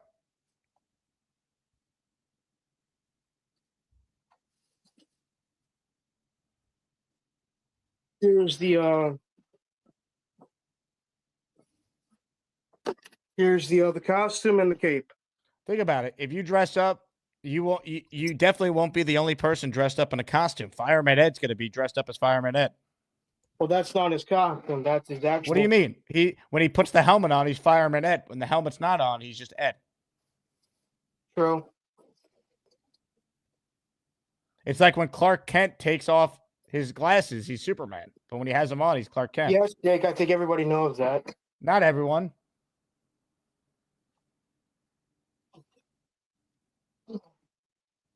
Are you putting on the suit? What? Are you putting on the suit right now? No, I'm not. I'm just putting it where I could see it. Okay. Now, speaking of things you could see, did you see your new emoji that Gator updated? Yeah, with the catfish, I saw it. You showed it to me earlier today. Yeah, that was the first version by Joe Mike. Here's the latest version. Now that looks freaking stupid. You don't like it? No, but I can see why people are making fun of me because of that stupid incident. I think it's paying homage to you, Charles. Yeah, for being catfished, I know. Have you ever had catfish? No, I never had catfish. I never had halibut. I never had trout. What about salmon? I love salmon, yes. You do? I feel like you would like catfish then. You seem like a fish guy. I have yet to try catfish, but I may try in the future. Purple Belt Mike, who you know very well, says catfish is delicious. I'm sure it is. Barbarossa says we need to order him catfish fingers at the party. I'm not a sushi person. Sushi does not intrigue me. No? But you like salmon, so you don't like a nice little spicy salmon roll? No, I'm not a spicy food guy. Really?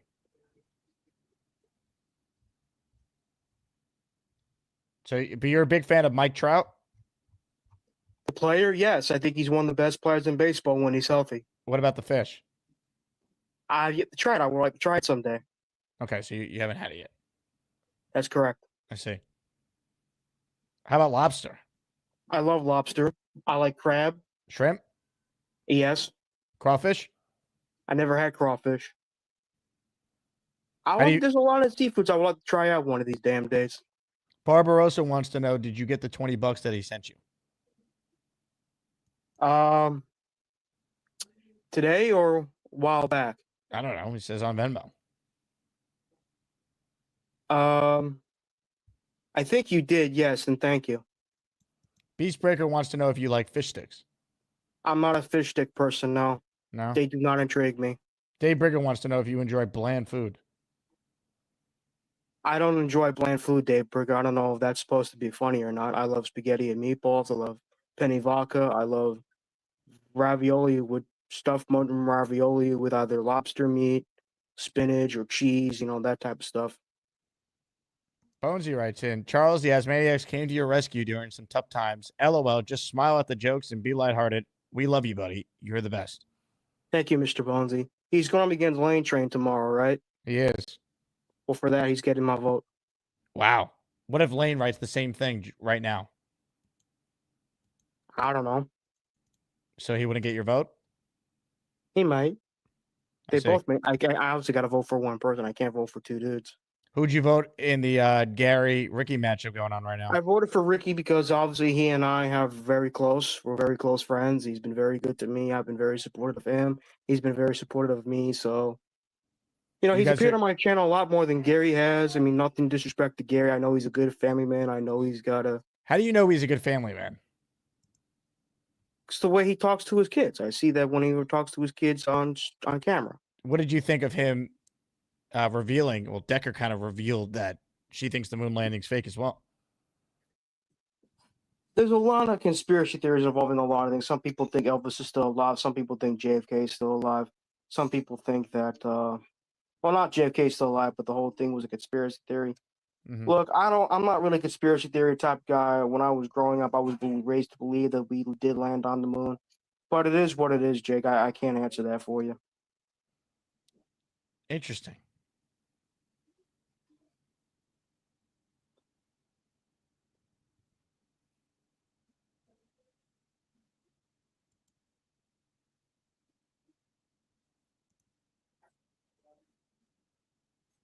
Do I think Bigfoot is real? Not really. What do you mean, not really? So you mean there's a chance he might be real? I wouldn't be surprised. I mean, if the creature was real, I'd be surprised. But at the same time, you never know. Let me ask my resident conspiracy theory guy. Hey, Gary, is Bigfoot real? See, it depends on what you mean by Bigfoot. Do I believe that some people saw this big thing, they don't know what it was? Maybe. I mean, it depends on Do you what you believe in mean. man, It's like, bear, pig, Gary? do I believe in what? Man, bear, pig. I don't really know what that is. What is man, bear, pig? It's a joke on Al Gore. I over my head. It's from South Park. I know. It sounds familiar. It's a South Park thing, and I remember like it sounds all vaguely familiar to me. Do you guys hear that? That's Rickie NY music. I'm Rickie New York, and I love to smoke. Florida State, I really love Florida State. Jordan Travis, you know it's from Florida State. At any rate, I call into smoking debate. Florida State, I really love Florida State. At any rate, thanks for taking my call, Jake.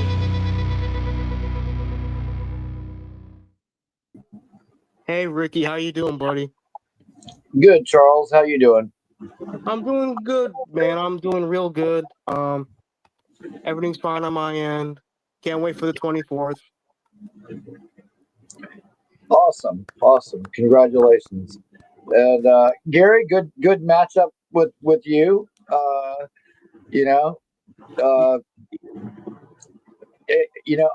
saw on Nick Shine's Discord where you were lobbying for votes, and this obviously means a lot to you. So if you win, congratulations. Sure.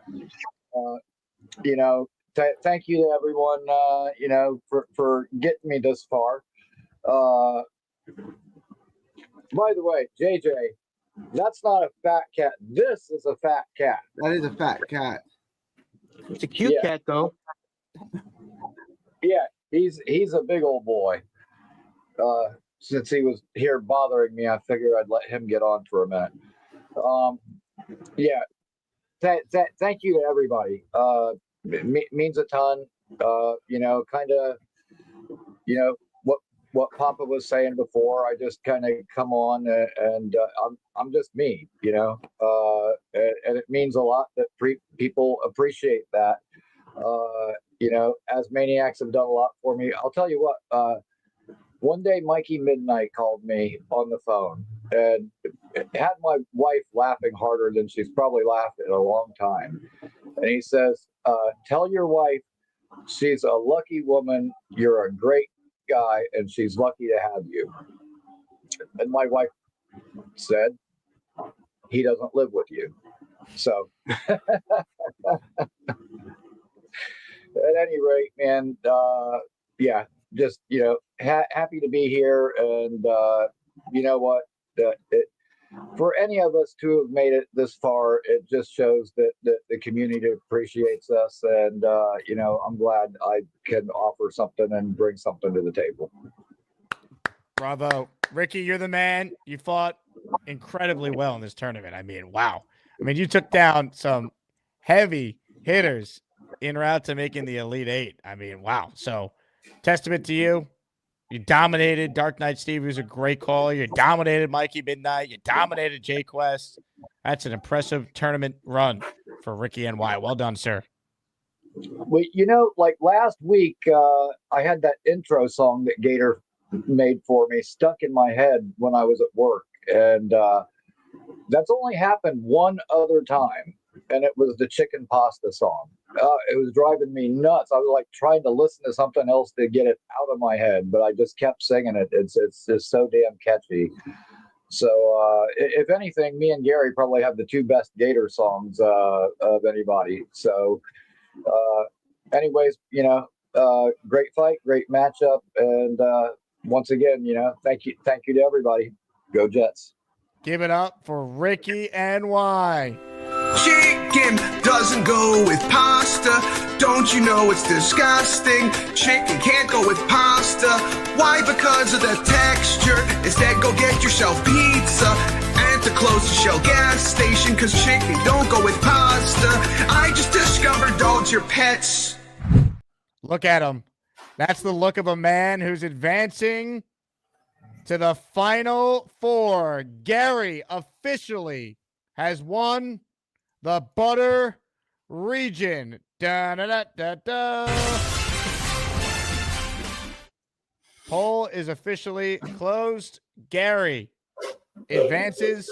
He will face the winner of tomorrow morning's showdown in the regional final in the train region, the Lane Train or Mr. Bonesy. Gary, your initial reaction to winning, and who's your preference? Would you rather fight the Lane Train or Mr. Bonesy in the Final Four?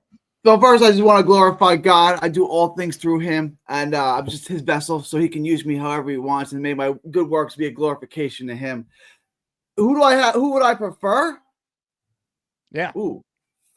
My hunch is Bonesy's gonna win, but I want to be the 1 seed. I don't want to go through this and not be the 1 seed because I feel like it's tainted. So I mean, I think Bonesy's gonna win, but if I'm gonna win this, I'd like to knock off at least 1 seed. I didn't get a chance to do that when Bobby got knocked out. So I would, and there's no other 1 seeds left. So if there's 1 seed left, I would like to beat the 1 seed. What does it matter? The seeding doesn't matter once the tournament starts. Because I feel like you don't knock off any 1 seeds. People kind of look at your tournament like as your run is like, okay, but you got some lucky breaks. You didn't have to beat any of the top seeds. Well, maybe the top seeds weren't properly seeded. I think we all agree that they were, though. You know, it's like I think if you would like, there was kind of a consensus on at least 3 of them on who the top seeds were going to be. Like I think the committee got that right, except people voted the way they voted. The problem was the guy you see on your screen, I think probably would have had enough votes to hold on against Big Fella, but then got catfished live on the air, and that knocked him out. Yeah, but it was super close the whole time. It wasn't like he had a big lead, and it was super close. If I recall, it was super close the whole time. It was tight, but Charles was up like 51. He was 49. Do you think that cost you your chance at the Final Four? Yes. I agree. It's a lesson learned. Next year you come back, you don't get catfished again, and then sky's the limit. Damn straight. That's right. Are you bringing out the natty now in the Final Four? Should we expect a call from Morgan? I'm gonna try. I mean, I can't make her call, and I don't have her here, right? I mean, she's my natty. She's not my servant. She's not my. I can't make her do it. Well, all right. Let's practice this phone call because you gotta nail this phone call if this is gonna. No, I'm gonna have Decker do it. I mean, it's hard to say no to Decker. Okay, so Decker's gonna call the nanny Morgan, and her pitch is gonna be what exactly? We'll figure it out. Hey, my dad needs you to call into a Jet YouTube show so people can vote for him. She knows the show. She's been on it several times. She knows the show. Yep. And I mean, I don't know if she's got class or work or whatever, but if she can call in and speak on my behalf, it couldn't hurt. That's all I'm going to say. I agree. Okay, if she calls in, how do you think she would do if she was in the tournament? She called in on her own, and she would be eligible for the tournament. How do you think she would do? I'm reading Nick's comment. She probably would do very well. It would depend who she was seated against. Like I thought Sarah was going to steamroll some people, so the committee wisely put her against Craig because that made sense. So I guess it kind of depends on who she'd be matched up against, but she could definitely win a round. It wouldn't be surprising. But I think what we've seen here is that the simp vote isn't as big and as powerful as we originally thought. I thought the simp vote was going to carry more weight. I agree. It did not. And not to say that Genergy is a great call, but she went against Lowski. That's part of it too. Some of it's like we only have 1 year of sample size here, and some of it are the matchups. Lowski steamrolled everybody. His margin of victory, I think, is bigger than mine, right? And Rickie steamrolled everyone until you. So we've had a lot of steamrolling until the certain matchup comes together. So we got 3 of the 3. Who's your pick so far? Also, shout out to Charles. Nice job learning to wipe on mute this time. Good job. That's what you're doing. Him trying to convince us that he said wiping his hands instead of wiping his ass. I don't think played well too. Don't play with our intelligence. We know what you said. Bonesy has an interesting comment here. He says, if Gary brings on his natty, I'm letting wifey come on in a Jake Asman bikini. This is not a wet t-shirt contest. It's not a bikini contest. It's a color contest. Right, but that doesn't mean that Bonesy's wife appearing in a Jake Asman show bikini in the background wouldn't help him get votes. Is that what we want to? Is that what we want to relegate this to? Is that what we want to do here? Is that what we want? Wait a second. This is where we draw the line. Did you hear some of the raps that were just played on the show today? But that's still talent and skill. This is where we want to take chick. the moral high ground. This is where we say, "Whoa, you can't do that." Bring out a chick in a bikini for votes. Doesn't show you have any ability to be a good caller, or entertaining, or informative, or inquisitive. What does bringing on your hot nanny do to that's so different? Well, you guys liked her. She's a part of my family, more or less. We You like guys Mr. have met- Bonesy and his family. Why can't we like his wife as well? Why is she coming out? Okay, how about she comes out in a burqa? In a burqa. How about that? We've met Bonesy's family. We know his brother. We know some of his children. We do. But why is it? Why he's not bringing Joe out in a bikini? Why is he bringing his wife out in a bikini? Well, I mean, his wife has every right to wear a Jake Asman show bikini if she wants. I'm conceding she has the right to. I'm asking about the timing of the whole thing, really. I think the timing is you got to do whatever it takes to win. You make it this far, you might only get one chance to cut down the nets. Who knows? Almost anything. Almost anything. I'm not gonna subject my wife to that. I think it's going to be a great fit because I think Lane's going to be tough, but I think Bonesy, his performance, he'd be the favorite in my opinion. So I think you're going to get Bonesy in the final four. I think we're going to have Neil and Lowski. It's already set, and I think it's going to be you versus Bonesy as our final four. I had Bonesy at -140 and Lane at +110. If I'm setting the book, I think it's a slight favorite. Interesting. I think Bonesy is a slight favorite. I could see Lane winning, but if I had to make the book, I'd make Bonesy -140. How long is Charles wiping his derriere for, by the way? He wants to make sure it's clean. I mean, you can't overwipe, but you can underwipe. So you rather overwipe than underwipe, is what yeah, you're saying. exactly. Well, Gary, congratulations. Thank you. Despite your odysseys and some of the insane stuff that you do on the show, it's worked. You have found yourself as a champion of the Butter region. You're cutting down the nets, baby. That region, that bracket was murderer's row. I looked at them, I got some help. I got Mikey. I got other people knocked. Other people did the things I needed help with, right? Like Mikey and Bobby got knocked out before I got to see them. So shout out to Jay Quest and Rickie for doing that dirty work. Ladies and gentlemen, give it up to the champion of the Butter region. He's headed to the final four. Chicken with pasta is worse than peanut butter with sandwich. Charles, how was the poo? Yes, sir. Dennis?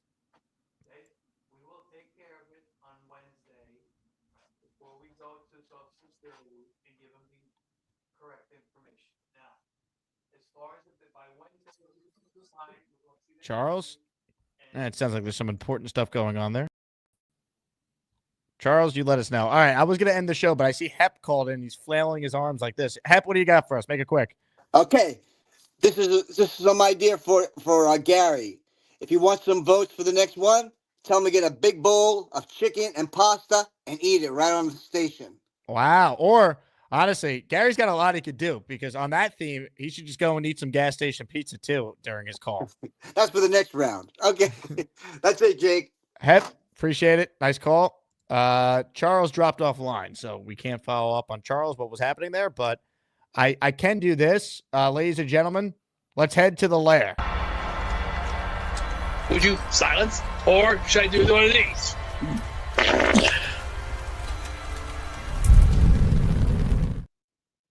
Gas station pizza, yuck. I would rather make mine homemade. And let me just say this, I think Gary's going to win the butter round, and I think it will come down to either King Lowski versus Gary 3D Boxing. That's going to be a good heavyweight fight. You know, I kind of see 15 rounds in these two.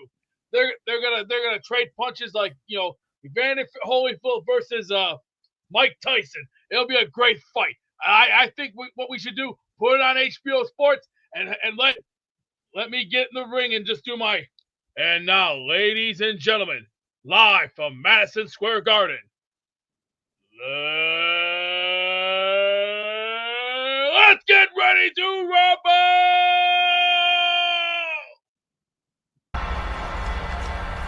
Would you silence, or should I do one of these?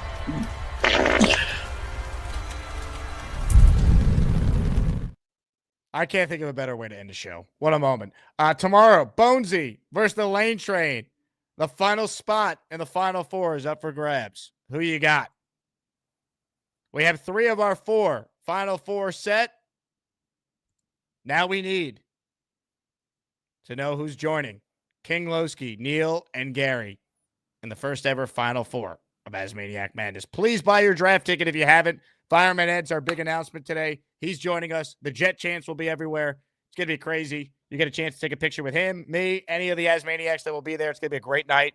Please reserve your ticket. You can't buy tickets at the door. You got to do it in advance. So please, please, please get your ticket in advance. You got 17 days to go until our draft party at Clinton Hall in New York City officially gets underway. Thanks to everyone who supports this show. Everyone who gifted a membership, you're in for the next raffle. A signed Super Bowl III Joe Namath helmet and a signed Curtis Martin helmet as our top 2 prizes in this week's ASMANIAC raffle. My name is Jake Asman. This has been the Jake Asman Show in honor of Gary 3D Boxing advancing to the Final Four. We present to you a little Gary to take you on your merry way. Ladies and gentlemen, congrats again to Gary. We'll talk to you guys tomorrow morning on the show. Robbie Sabo joins us at 10 a.m. Looking forward to that. JETS. Jets, Jets, Jets. Give us a little moonwalk. I can't. I got the ankle. Oh, do you not know what happened? No. Did something happen recently?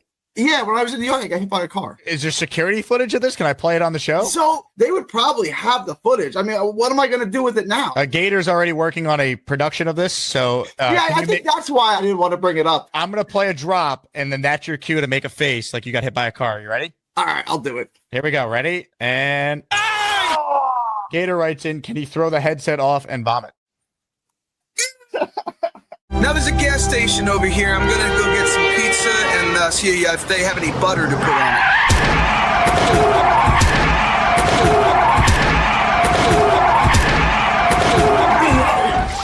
it. You could have died. But I didn't.